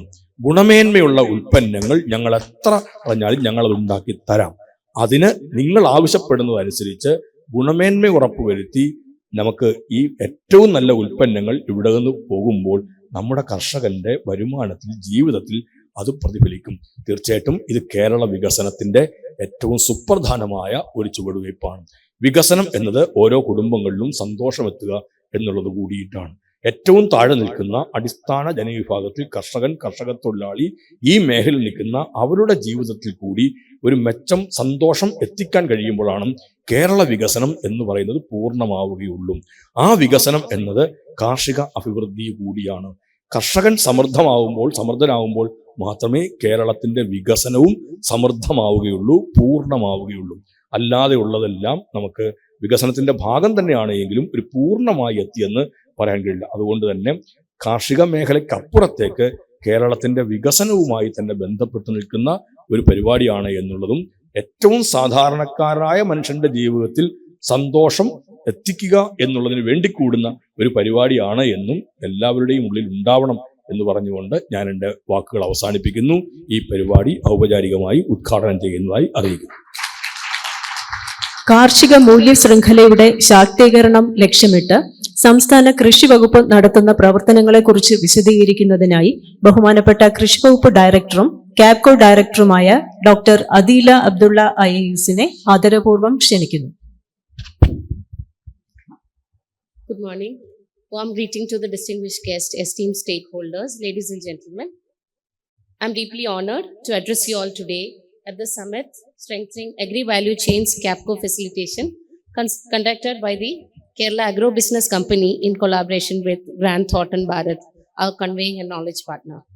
And it is indeed wonderful to see such a diverse gathering of stakeholders, including global, national, regional retailers and processors, business development service providers, financial institutions, CSR organizations, administration, local bodies, input and technology providers, and most importantly, our dedicated farmers, many of them I'm able to recognize now, Krishi Kutams and farmer producer organizations. Kerala's agriculture sector, which contributed to 45,400 crore to the gross state domestic product in 2020-23, remains pivotal despite encountering challenges.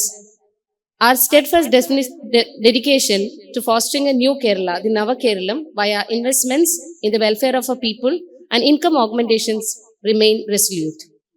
The abundant agriculture diversity in our state, encompassing spices, marine products, cassavas, cashews, cocoa, coffee, tea, bananas, pineapples, present significant opportunities. The realization of this potential hinges on cohesive interventions across the entire value chain. 2022-23 കാലഘട്ടത്തിൽ coconut കേരളത്തിന്റെ 30% cropped area ആയിരുന്നു. 22% rubber ആയിരുന്നു. Plantation crops തേയില, കാപ്പി, cardamom 6.3% rice 7.6% മറ്റ് ക്രോപ്പുകൾ 44.1 ആയിരുന്നു. Kerala has contributed to 71% of India's rubber, 90% of cardamom, 20% of coffee, 4.8% of tea production. And Kerala still leads in rubber, cardamom, vanilla and nutmeg, and ranks second in coffee, tapioca, pepper, and third in coconut and fourth in tea. Despite challenges, the value addition is key to increasing farm level net income. ഇതിന്റെ ഭാഗമായി department of agriculture government of Kerala is very dedicated in supporting and ensuring successful implementation of various initiatives. അതിന്റെ ഭാഗമായി ബഹുമാനപ്പെട്ട മന്ത്രി ഇവിടെ പറഞ്ഞതുപോലെ കൃഷി സമൃദ്ധി എന്ന് പറഞ്ഞിട്ട് ഒരു പ്രൊഡക്റ്റ് നമ്മൾ ചെയ്യുന്നുണ്ട്. ടൂറിസം മേഖലയിൽ എടുത്തു കഴിഞ്ഞാലും കേരളത്തിൽ വിജയകരമായി നടന്നിരുന്ന സംഭവം പ്രൈം ആയിട്ടുള്ള ലൊക്കേഷൻസ് ഡെവലപ്പ് ചെയ്യാനും പ്രൈം ആയിട്ടുള്ള പ്രോപ്പർട്ടീസ് ഡെവലപ്പ് ചെയ്യാനും ഉള്ള ഒരു അറ്റംപ്റ്റ് ആയിരുന്നു ടൂറിസം മേഖലയിൽ നടന്നത്. അതിനെ വ്യവസായവൽക്കരിക്കുക എന്നുള്ളതുമായിരുന്നു അതിൻ്റെ ഒരു ഫസ്റ്റ് സ്റ്റെപ്പായിട്ട് നടന്നത്. ഇവിടെയും നമ്മൾ ശ്രദ്ധിക്കുന്നത് താഴെത്തട്ടിൽ നിന്ന് വരുന്ന നമ്മളുടെ കൃഷിക്കാരുടെ കൃഷിക്കൂട്ടങ്ങൾ ഉണ്ടാക്കിക്കൊണ്ട് വളരെ എക്സ്ക്ലൂസീവ് ആയിട്ടുള്ള പ്രൊഡക്ട്സുകൾ ഉണ്ടാക്കുകയും അതിനെ മാർക്കറ്റ് ചെയ്യാൻ കാപ്കോ പോലെയുള്ള കമ്പനികളിലൂടെ സാധ്യമാകുകയും ചെയ്യാന്നുള്ളതാണ്. ഒരു ലാർജ് സ്കെയിൽ പ്രൊഡക്ഷൻ, ആദ്യത്തെ ഉദ്ഘാടന പ്രസംഗരും മറ്റുള്ളവരൊക്കെ സംസാരിച്ചതുപോലെ ഒരു ലാർജ് സ്കെയിൽ പ്രൊഡക്ഷൻ എത്രത്തോളം നമുക്ക് പെട്ടെന്ന് സാധ്യമാവുന്നുള്ളൊരു ചോദ്യമാണ്. അതിലേക്ക് വെയിറ്റ് ചെയ്യാതെ തന്നെ ഈ ബഹുമാനപ്പെട്ട മിനിസ്റ്റർ ഇവിടെ പറഞ്ഞതുപോലെ 3000-ഓളം പ്രൊഡക്റ്റുകൾ ഇതിനോടകം നമ്മുടെ ഫാർമേഴ്സ് ഉണ്ടാക്കി കഴിഞ്ഞു. അതിന് പ്രീമിയം വാല്യൂ കിട്ടിക്കൊണ്ട് എങ്ങനെയാണ് മുന്നോട്ടേക്ക് കൊണ്ടുപോകാൻ പറ്റാന്നുള്ളതാണ് നോക്കുന്നത്. അതിന്റെ കൂടെ തന്നെ പ്രൊഡക്ടിവിറ്റി ഇൻക്രീസ് ചെയ്യാൻ വേണ്ടിയിട്ട് ഈ ഡ്രോൺ ബേസ്ഡ് ടെക്നോളജീസ് ഉപയോഗിക്കാനും അതിന്റെ ന്യൂട്രിയൻ വാല്യൂസ് കൂട്ടാനും അതുവഴി കർഷകന് നല്ല വരുമാനവും പ്രൊഡക്ടിവിറ്റി ലഭിക്കാനുള്ള അറ്റംപ്റ്റ് കൃഷി വകുപ്പിന്റെ ഭാഗത്തുനിന്ന് ഉണ്ടാവുന്നുണ്ട്. പണ്ട് നമ്മൾ നോക്കിയിരുന്നത് 2 ഹെക്ടറിൽ താഴെയുള്ള ചെറുകിട കർഷകരെ ആണെങ്കിൽ ഇപ്പോൾ ഉള്ള കാപ്കോ ആണെങ്കിലും മറ്റ് പ്രോജക്റ്റുകളാണെങ്കിലും ഒക്കെ നമ്മൾ ലാർജ് സ്കെയിൽ ഫാമേഴ്സിനെയും കൂടെ പ്രൊജക്ടുകളിലേക്ക് ഇൻക്ലൂഡ് ചെയ്യാനാണ് ശ്രദ്ധിക്കുന്നത്. ആഴ്ചയിൽ 2 ദിവസം പ്ലാൻ ക്ലിനിക്കുകൾ നടത്താൻ എല്ലാ കൃഷി ഓഫീസർമാർക്കും നിർദ്ദേശം കൊടുത്തിട്ടുണ്ട്. ഏത് വിഭാഗത്തിൽപ്പെട്ട കർഷകർക്കാണെങ്കിലും ഈ വ്യാഴാഴ്ച വെള്ളിയാഴ്ച ദിവസങ്ങളിൽ കർഷകരുടെ സേവനം ലഭ്യമാണ്. കൃഷിയുടെ ഒരു ഇമ്പോർട്ടൻസ് കേരളത്തിൽ അറിയണമെന്നുണ്ടെങ്കിൽ LSTD ബജറ്റിന്റെ 30% പ്രൊഡക്ഷൻ സെക്ടറിലേക്കാണ് മാറ്റിവെക്കേണ്ടത്. അത് 2100 കോടിയോളം രൂപ വരും. അത് കൃഷി, ആനിമൽ ഹസ്ബൻഡറി, ഫിഷറീസിലേക്ക് വരുന്ന ഒരു പൈസയാണ്. രണ്ടാമത്തത് ബജറ്ററി അലൊക്കേഷൻ ആയിട്ട് കൃഷി വകുപ്പിന് 700 കോടി കിട്ടുമ്പോൾ അലൈഡ് ആയിട്ടുള്ള സെക്ടേഴ്സിന് ഇതിനോട് ചേർന്നിട്ടുള്ള പൈസ തന്നെ കിട്ടുന്നുണ്ട്. നെറ്റ് നോക്കുകയാണെങ്കിൽ 4000-ഓളം കോടി ഇപ്പം എഴുതപ്പെട്ട പൈസയായിട്ട് വരികയും കേര പോലെയുള്ള പ്രൊജക്ടുകൾ വരുമ്പോൾ 1000 കോടിയോളം ഒരു വർഷം കൂടുതൽ കിട്ടുകയും ഇതിനോട് ചേർന്ന് പ്രവർത്തിക്കുന്ന സഹകരണ മേഖല പോലെയുള്ള മേഖലകളിൽ നിന്ന് നല്ലൊരു പങ്ക് നമുക്ക് കൃഷിയിലേക്ക് ശ്രദ്ധിച്ചാൽ കൂടുതൽ കൊണ്ടുവരാൻ പറ്റും എന്നുള്ളതാണ് നമ്മളൊക്കെ കണക്കാക്കുന്നത്. കൂടാതെ ഫാമർ പ്രൊഡ്യൂസർ ഓർഗനൈസേഷൻസ് കൊടുക്കുന്ന സപ്പോർട്ടുകളും വേറെ. ഇവിടെ നമ്മൾ പ്രധാനമായിട്ടും വകുപ്പിൽ നിന്ന് ചെയ്യാൻ നോക്കുന്നത് ഫാർമറിന് ഒരു വൾണറബിലിറ്റിയിൽ നിന്ന് എങ്ങനെ രക്ഷിക്കുക എന്നുള്ളതാണ്. കാലാവസ്ഥാ വ്യതിയാനത്തിന്റെ പ്രശ്നങ്ങൾ ഇപ്പൊ എല്ലാവർക്കും വന്നു കഴിഞ്ഞു. കൂടുതൽ വെതർ ബേസ്ഡ് മോണിറ്ററിംഗ് സിസ്റ്റം വെച്ചുകൊണ്ട്, പണ്ട് നമുക്കൊരു 100 വെതർ ബേസ്ഡ് മോണിറ്ററിംഗ് സിസ്റ്റം ഉണ്ടായിരുന്നെങ്കിൽ ഇപ്പം മഴമാപിനികൾ കൂടുതൽ സ്ഥലങ്ങളിലേക്ക് വ്യാപിച്ചുകൊണ്ട് 1000-ന്റെ മേലെ സ്ഥലങ്ങളിൽ ഈ വർഷം അവസാനത്തോടു കൂടി നമുക്ക് മഴമാപിനികൾ വെക്കാനും കാലാവസ്ഥാ വ്യതിയാനത്തിന്റെ കറക്റ്റ് ഇൻഫർമേഷൻസ് ഫാർമറിലേക്ക് കൊടുക്കാനും ശ്രമിക്കും. ഇതിന് IT-യിൽ ഇന്റഗ്രേറ്റ് ചെയ്യാൻ വേണ്ടി കതിർ എന്ന് പറഞ്ഞിട്ടുള്ള സോഫ്റ്റ്വെയർ, എയിംസിന്റെ സോഫ്റ്റ്വെയറിൽ നിന്ന് നമ്മൾ ഇതിനോടകം മാറിക്കഴിഞ്ഞു. കൂടാതെ കർഷകന്റെ ഇൻഷുറൻസ് യഥാസമയത്ത് നമ്മൾ ഒന്നും കൂടെ പരിഷ്കരിക്കാനും കൂടെ ശ്രമങ്ങൾ നമ്മുടെ ഭാഗത്തു നിന്ന് നടക്കുന്നുണ്ട്. കഴിഞ്ഞ വർഷങ്ങളായി നമ്മുടെ എക്സ്ക്ലൂസീവ് മേഖലയായിട്ടുള്ള കോൾനിലങ്ങൾ പോലെയുള്ള സ്ഥലത്ത് 300-400 കോടി രൂപ നമ്മളിപ്പോൾ അധികം ചെലവഴിച്ചു. കൂടാതെ വാല്യൂ അഡീഷന് വേണ്ടി എക്സ്ക്ലൂസീവ് പ്രൊഡക്റ്റ് ഉണ്ടാക്കുന്ന Attappadi, Athirappilly farmer producer, tribal farmer producer കമ്പനീസിന് വേണ്ടി നല്ലൊരു തുക നമ്മൾ ഇതിനോടകം ചെലവാക്കിയിട്ടുണ്ട്. ഇനി നല്ല മാർക്കറ്റിലേക്ക് ഇവരെ ലിങ്ക് ചെയ്യുക എന്നുള്ളതാണ് നമ്മുടെ പ്രധാനപ്പെട്ട ഒരു ലക്ഷ്യം. അതിന്റെ ഭാഗമായി കേര പ്രൊജക്റ്റിലും നല്ലൊരു തുക മാർക്കറ്റിങ്ങിന് വേണ്ടി ഒരു 1500 കോടിയോളം രൂപ കേര പ്രൊജക്റ്റിനകത്തും വാല്യൂ അഡീഷനും മാർക്കറ്റിങ്ങിനും വേണ്ടിയുണ്ട്. കൂടാതെ തന്നെ ക്യാപ്കോ പോലെയുള്ള കമ്പനികൾ ഇനി എടുത്തു തുടങ്ങുമ്പം നല്ല ഒരു മാറ്റം മാർക്കറ്റിലേക്ക് നമുക്ക് ലിങ്കേജ് കൂടുതൽ ഉണ്ടാവുമെന്നും നമ്മുടെ ഫാർമറിന്റെ പ്രീമിയം ആയിട്ടുള്ള പ്രൊഡക്ട്സ് പലതും തന്നെ നല്ലൊരു വാല്യൂവിന് വേണ്ടി നമുക്ക് വിൽക്കാൻ കഴിയുമെന്നും പറഞ്ഞതുപോലെ ക്വാളിറ്റി എത്തിക്കൽ ആയിട്ടുള്ള ഒരു പ്രീമിയം ബ്രാൻഡായിട്ട് കേരളത്തിന്റെ പ്രൊഡക്ട്സ് മാറുമെന്നാണ് നമ്മൾ കണക്കാക്കുന്നത്. ഈ അഗ്രികൾച്ചർ ഇൻഫ്രാസ്ട്രക്ചർ ഫണ്ട് വഴി 4% ഇൻട്രസ്റ്റിൽ നമുക്ക് കിട്ടുന്ന ലോണുകൾ 2500 കോടി രൂപയാണ് നമ്മുടെ ബ്രാക്കറ്റിൽ വരുന്നതെങ്കിൽ ഇന്ന് നമുക്ക് 1000 കോടി രൂപയോളമാണ് നമ്മളിപ്പോൾ അതിന്റെ ഉപയോഗത്തിലേക്ക് എത്തിയിരിക്കുന്നത്. കഴിഞ്ഞ 2 മാസം മുമ്പുണ്ടായിരുന്ന ഗവൺമെന്റ് ഓഫ് ഇന്ത്യയുടെ റെഗുലേഷൻസ് മാറ്റി അപ്പം വ്യക്തികൾക്കും കൂടി 2 കോടി വരെയുള്ള ലോണുകൾ കിട്ടുന്നുണ്ട്. കൂടുതൽ പാക്ക് ഹൗസുകൾ ഉണ്ടാക്കാനും സ്റ്റോറേജ് ഹൗസസ് ഉണ്ടാക്കാനും അങ്ങനെ നമ്മുടെ ഈ പോസ്റ്റ് ഹാർവസ്റ്റിൽ നമുക്കുണ്ടാകുന്ന 1500 കോടിയോളം രൂപയുടെ ലോസ് നേരത്തെ അധ്യക്ഷ പ്രസംഗകൻ പറഞ്ഞു. 30%-ഓളമാണ് കേരളത്തിന്റെ പോസ്റ്റ് ഹാർവസ്റ്റ് ലോസ് വരുന്നത്. അതിനെ നമുക്ക് എൻഡ് ചെയ്യാനും കൂടുതൽ നല്ല പാക്കേജസും സ്റ്റോറേജസും ഒക്കെ വരാനുള്ള ഒരു സംരംഭകത്വം കൂടി ഇതിന്റെ കൂടെ ഉണ്ടാവും എന്നാണ് പ്രതീക്ഷിക്കുന്നത്. എല്ലാം അവസാനം എത്തിപ്പെടുന്നത് നല്ല മാർക്കറ്റ് ഡെവലപ്പ് ചെയ്യാന്നുള്ളതിലേക്കും കൂടാതെ കർഷകന്റെ വാല്യൂവിന് ഏറ്റവും അധികം പ്രൊഡക്ട്സ് കിട്ടുക എന്നുള്ള ഒരു ഫോർവേഡ് ബാക്ക്വേർഡ് ലിങ്കേജ് ആണ് കൃഷി വകുപ്പ് ഇതിനോടൊക്കെ ഉദ്ദേശിക്കുന്നത്. നല്ല ഒരു കൾട്ടിവേറ്റർ കാർഡിന്റെ ബില്ലുകളും നമ്മളുടെ പൈപ്പ് ലൈനിലാണ്. അതും കൂടെ വരുന്നതോടുകൂടി ഉപയോഗശൂന്യമായിരിക്കുന്ന തരിശുകളും നമുക്ക് കൾട്ടിവേറ്റർ കാർഡ് വഴി കൃഷിയിലേക്ക് കൊണ്ടുവരാൻ നമുക്ക് കഴിയും. ആ ഒരു സംരംഭത്തിന്റെ ഭാഗമായി നമ്മൾ എല്ലാവരും ഇവിടെ ബഹുമാനപ്പെട്ട മിനിസ്റ്ററിന്റെ നേതൃത്വത്തിൽ എത്തിയിരിക്കുന്നത്. അതുകൊണ്ട് ഇന്നത്തെ ഈ ഡിസ്കഷൻസും സെമിനാർസും നല്ല ഫ്രൂട്ട്ഫുൾ ആവട്ടെ എന്നും കൂടെ ആഗ്രഹിച്ചുകൊണ്ട് എനിക്ക് എല്ലാവർക്കും നല്ലൊരു ദിവസം നേരുന്നു. Thank you. 35 വർഷങ്ങളായി കാർഷിക വൃത്തിയിൽ ഏർപ്പെട്ടിരിക്കുന്ന വയനാട് സ്വദേശിയും കിസാൻ സർവീസ് സൊസൈറ്റിയുടെ ദേശീയ വൈസ് ചെയർമാനും വയനാട് ഹിൽസ് ഫാമർ പ്രൊഡ്യൂസർ കമ്പനിയുടെ ഡയറക്ടറുമായ ശ്രീ സുനിൽ കുമാർ അവർകൾ അദ്ദേഹത്തിന്റെ കാർഷിക അനുഭവങ്ങൾ നമ്മളുമായി പങ്കുവയ്ക്കുന്നു. അതിനായി അദ്ദേഹത്തെ ആദരവോടെ ക്ഷണിക്കുന്നു.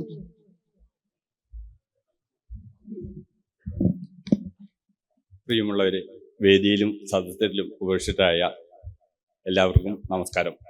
ഞാൻ വയനാട് സ്വദേശിയാണ്. എറണാകുളം ജില്ലയിൽ കോലഞ്ചേരിയിൽ നിന്ന് വയനാട്ടിലേക്ക് കുടിയേറിയ ഒരു കർഷക കുടുംബത്തിലെ ഒരു അംഗമാണ്. ഞങ്ങൾ ആദ്യം എല്ലാ സമ്മിശ്ര കൃഷിയാണ് ചെയ്തുകൊണ്ടിരുന്നത്. പക്ഷേ 86 കാലഘട്ടത്തിലൊക്കെ കുരുമുളകിന് നല്ല വിലയുണ്ടായിരുന്നു. ഇപ്പോൾ കുരുമുളക് കൃഷിയിലേക്ക് ഏകവിളയിലേക്ക് മാറി. ഉള്ള കാപ്പി മുഴുവൻ വെട്ടിപ്പറിച്ച് കളഞ്ഞ് കുരുമുളക് കൃഷിയിലേക്ക് മാറി. 86-ൽ ഞങ്ങളൊക്കെ റെഡി പൈസയ്ക്ക് ജീപ്പ് വരെ, മഹീന്ദ്രന്റെ ജീപ്പ് 1,02,000 രൂപയ്ക്ക് റെഡി പൈസ കൊടുത്തെടുക്കുക ചെയ്തതാ. കാരണം അത്ര മുളകും കാര്യമുണ്ട്. 40 കിൻഡൽ മുളകോളം പറിക്കും. പല സ്ഥലത്തു നിന്ന് ആൾക്കാർ കുരുമുളക് പറിക്കാൻ വരും. പക്ഷെ ഈ ഏകവിള കൃഷി ഒരു 93-94 കാലഘട്ടമായപ്പോൾ ദ്രുതവാട്ടം എന്ന് പറഞ്ഞ അസുഖം വന്ന് ഇന്ന് നശിച്ചു പോവുകയും ചെയ്ത് കുരുമുളക്.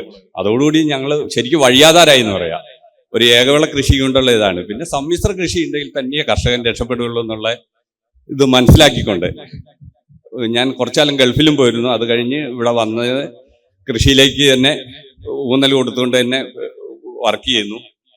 ഇപ്പോൾ ഞങ്ങൾ കിസാൻ സർവീസ് സൊസൈറ്റി എന്ന് പറഞ്ഞൊരു NGO രൂപീകരിച്ചിട്ട് കേരളത്തിലെ വിവിധ ഭാഗങ്ങളിലുള്ള 8 പേര് ചേർന്ന് രൂപീകരിച്ച് സമ്മിശ്ര കൃഷിയിലൂടെ കർഷകൻ രക്ഷപ്പെടുകയുള്ളൂ എന്നുള്ള ഉദ്ദേശത്തോടു കൂടി അതിനുവേണ്ടി വർക്ക് ചെയ്യുകയാണ്. Wayanad hills farmer producer company എന്നൊരു ഫാർമർ പ്രൊഡ്യൂസർ കമ്പനി വർക്ക് ചെയ്യുന്നുണ്ട്. അതിൽ ഡയറക്ടറാണ് ഞാൻ. ഞങ്ങൾ വളഡിപ്പോയും അതിൻ്റെ കൂടെ ഡ്രോൺ ഉപയോഗിച്ചിട്ട് കർഷകർക്ക് മരുന്നടിച്ച് കൊടുക്കുകയും ചെയ്യുന്നു. കഴിഞ്ഞ വർഷം ഞങ്ങൾ സംസ്ഥാന സർക്കാരിൻ്റെ നേതൃത്വത്തിൽ സൂക്ഷ്മമൂലകങ്ങൾ കർഷകരെ കൃഷിയിൽ പിന്നെ സ്പ്രേ ചെയ്ത് കൊടുക്കുകയുണ്ടായി. ഞങ്ങളെ ഫാർമർ പ്രൊഡ്യൂസർ കമ്പനി 300 ഹെക്ടർ സ്ഥലത്ത് നെൽകൃഷിയിൽ സൂക്ഷ്മമൂലകങ്ങൾ സ്പ്രേ ചെയ്ത് കൊടുത്തു. പക്ഷെ നെൽകൃഷിയിൽ നല്ല ഉൽപാദനവും ന്യൂട്രീഷ്യസ് വാല്യൂ ഉള്ള നെല്ല് ഉൽപ്പാദിപ്പിക്കാനും കഴിഞ്ഞു. കാരണം കർഷകൻ ശരിക്കും NPK, നൈട്രജൻ, ഫോസ്ഫേറ്റ്, പൊട്ടാഷ് ഉപയോഗിച്ച് മാത്രമാണ് കേരളത്തിൽ കൃഷി ചെയ്യുന്നുള്ളൂ. ഈ ഒരു കൃഷി കൊണ്ട് തന്നെയാണ് കേരളത്തിൽ ഞാൻ പറയുമ്പോൾ വയലൻസ് അടക്കം ജനങ്ങൾക്ക് കൃത്യമായ ന്യൂട്രീഷൻസ് കിട്ടാത്തത് കൊണ്ടാണ് പെട്ടെന്ന് ചൂടാവുന്ന കുട്ടികളും എല്ലാവിധവും. അത് ഈ ന്യൂട്രീഷൻസിന്റെ കുറവുണ്ട് എന്നാണ്. എനിക്ക് ഒരു 8 വർഷത്തോളം ഞാൻ ഈ ഫീൽഡിൽ ഒരു പഞ്ചാബിലുള്ള save the mother earth mission എന്ന് പറഞ്ഞൊരു കമ്പനിയായിട്ട് സഹകരിച്ച് വർക്ക് ചെയ്യുമ്പോൾ അവർ പറഞ്ഞ 18 മൂലകം ഉണ്ടെങ്കിൽ മാത്രമേ കൃഷിയിൽ ലാഭകരമായി കൃഷി ചെയ്യുള്ളൂ. ആ മൂലകത്തിന്റെ കുറവാണ് നിങ്ങൾക്ക് ഇവിടെ കേരളത്തിൽ ഏറ്റവും കൂടുതൽ ഷുഗർ വർദ്ധിക്കാനുള്ള കാരണം. ഞാൻ ഉപയോഗിക്കുന്ന 1/2 ഏക്കർ വയലിൽ ഞാൻ തന്നെ കൃഷി ചെയ്യുന്നുണ്ട്. അത് ഞാൻ ശരിക്കും മൂലകങ്ങൾ ഉപയോഗിച്ച് തന്നെയാണ് കൃഷി ചെയ്യുന്നത്. അത് തന്നെയാണ് ഞാൻ ഉപയോഗിക്കുകയും ചെയ്തത്. കൂടാതെ ഞങ്ങൾ 30 ഏക്കർ സ്ഥലത്ത് പാട്ടത്തിനെടുത്ത് നെൽകൃഷി ചെയ്യുന്നുണ്ട്. അത് സംസ്ഥാന സർക്കാരിന്റെയും കേന്ദ്ര സർക്കാരിന്റെ സ്മാം പ്രൊജക്റ്റിൽ 2 ട്രാക്ടർ ഞങ്ങൾ 16 പേര് കൂടിയിട്ട് 80% സബ്സിഡിയിൽ വാങ്ങി ഞങ്ങൾ വയനാട് ജില്ലയിൽ 3 പഞ്ചായത്തുകളിലായിട്ട് 30 ഏക്കറിന് മുകളിലുള്ള സ്ഥലത്ത് നെൽകൃഷിയും ചെയ്യുന്നുണ്ട്. അപ്പൊ സംസ്ഥാന സർക്കാരിന്റെ ഈ അറിവുകൾ ഇന്ന് ഇന്ത്യയിലുള്ള 55 ഡിപ്പാർട്ട്മെന്റിന്റെ അറിവുകൾ കർഷകരിലേക്ക് എത്തിക്കുന്ന ജയ് കിസാൻ എന്ന് പറഞ്ഞിട്ട് ഞങ്ങൾക്ക് 832 വാട്സപ്പ് ഗ്രൂപ്പ് തന്നെയുണ്ട്. കേരളത്തിലും 10 രാജ്യങ്ങളിലായിട്ട് വർക്ക് ചെയ്യുന്നു. കർഷകരുടെ ഉൽപ്പന്നങ്ങൾ മൂല്യവർദ്ധിത ഉൽപ്പന്നങ്ങളാക്കി മാർക്കറ്റ് ചെയ്യാൻ ഞങ്ങൾ സപ്പോർട്ട് ചെയ്യുന്നു കിസാൻ സർവീസ് സൊസൈറ്റി. ഈ ഡ്രോൺ ഉപയോഗിച്ച് മലപ്പുറം ജില്ലയിൽ പോത്തുകൽ എന്ന് പറഞ്ഞ സ്ഥലത്ത് പിന്നെ കവുങ്ങിന് ഒരു വർഷം മരുന്നടിച്ചപ്പോൾ 11 കൊല കവുങ്ങിന് ഉണ്ടാവുകയും ചെയ്തിട്ടുണ്ട്. ഞങ്ങൾ വയനാട്ടിൽ പോലും 3 കൊലയൊക്കെ ഉണ്ടാവുള്ളൂ.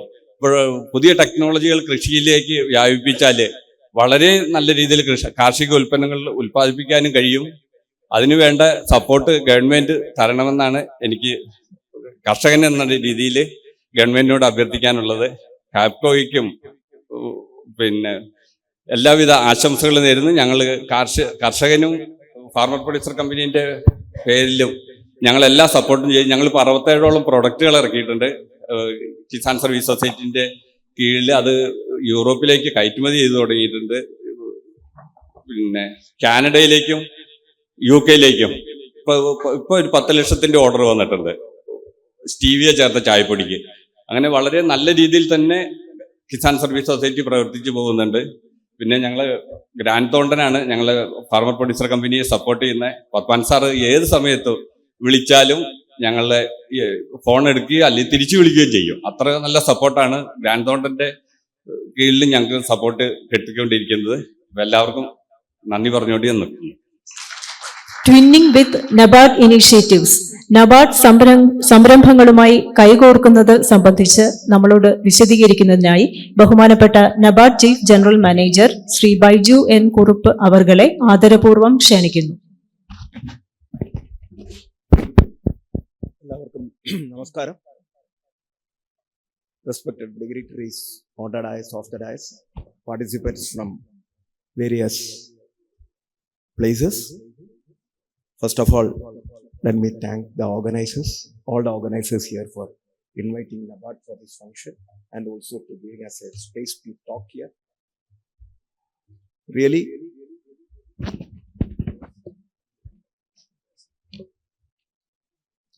നമ്മളിവിടെ എൻ്റെ മുൻ പ്രാസംഗികരെല്ലാം പറഞ്ഞതിൽ നിന്നും ഒരു ഒരു ഒരു ത്രെഡുണ്ട്.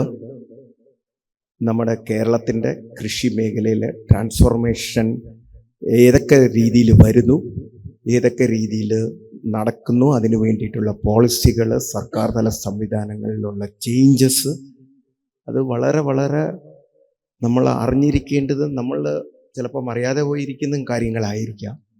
ഒരുപാട് മാറ്റങ്ങൾ കഴിഞ്ഞ ഒരു 10 കൊല്ലത്തിന് മുമ്പും ഇപ്പോഴത്തെ ഒരു സാഹചര്യത്തിൽ, കാര്യം ഞങ്ങൾ നബാർഡ് കാർഷിക മേഖലയുടെ കാര്യങ്ങളുമായിട്ട് വളരെ ഡീപ്പായിട്ട് ഇൻവോൾവ് ചെയ്തിരിക്കുന്നവരായിരിക്കുന്നതുകൊണ്ട് ഞങ്ങൾക്കറിയാൻ പറ്റുന്നുണ്ട് മാറ്റം.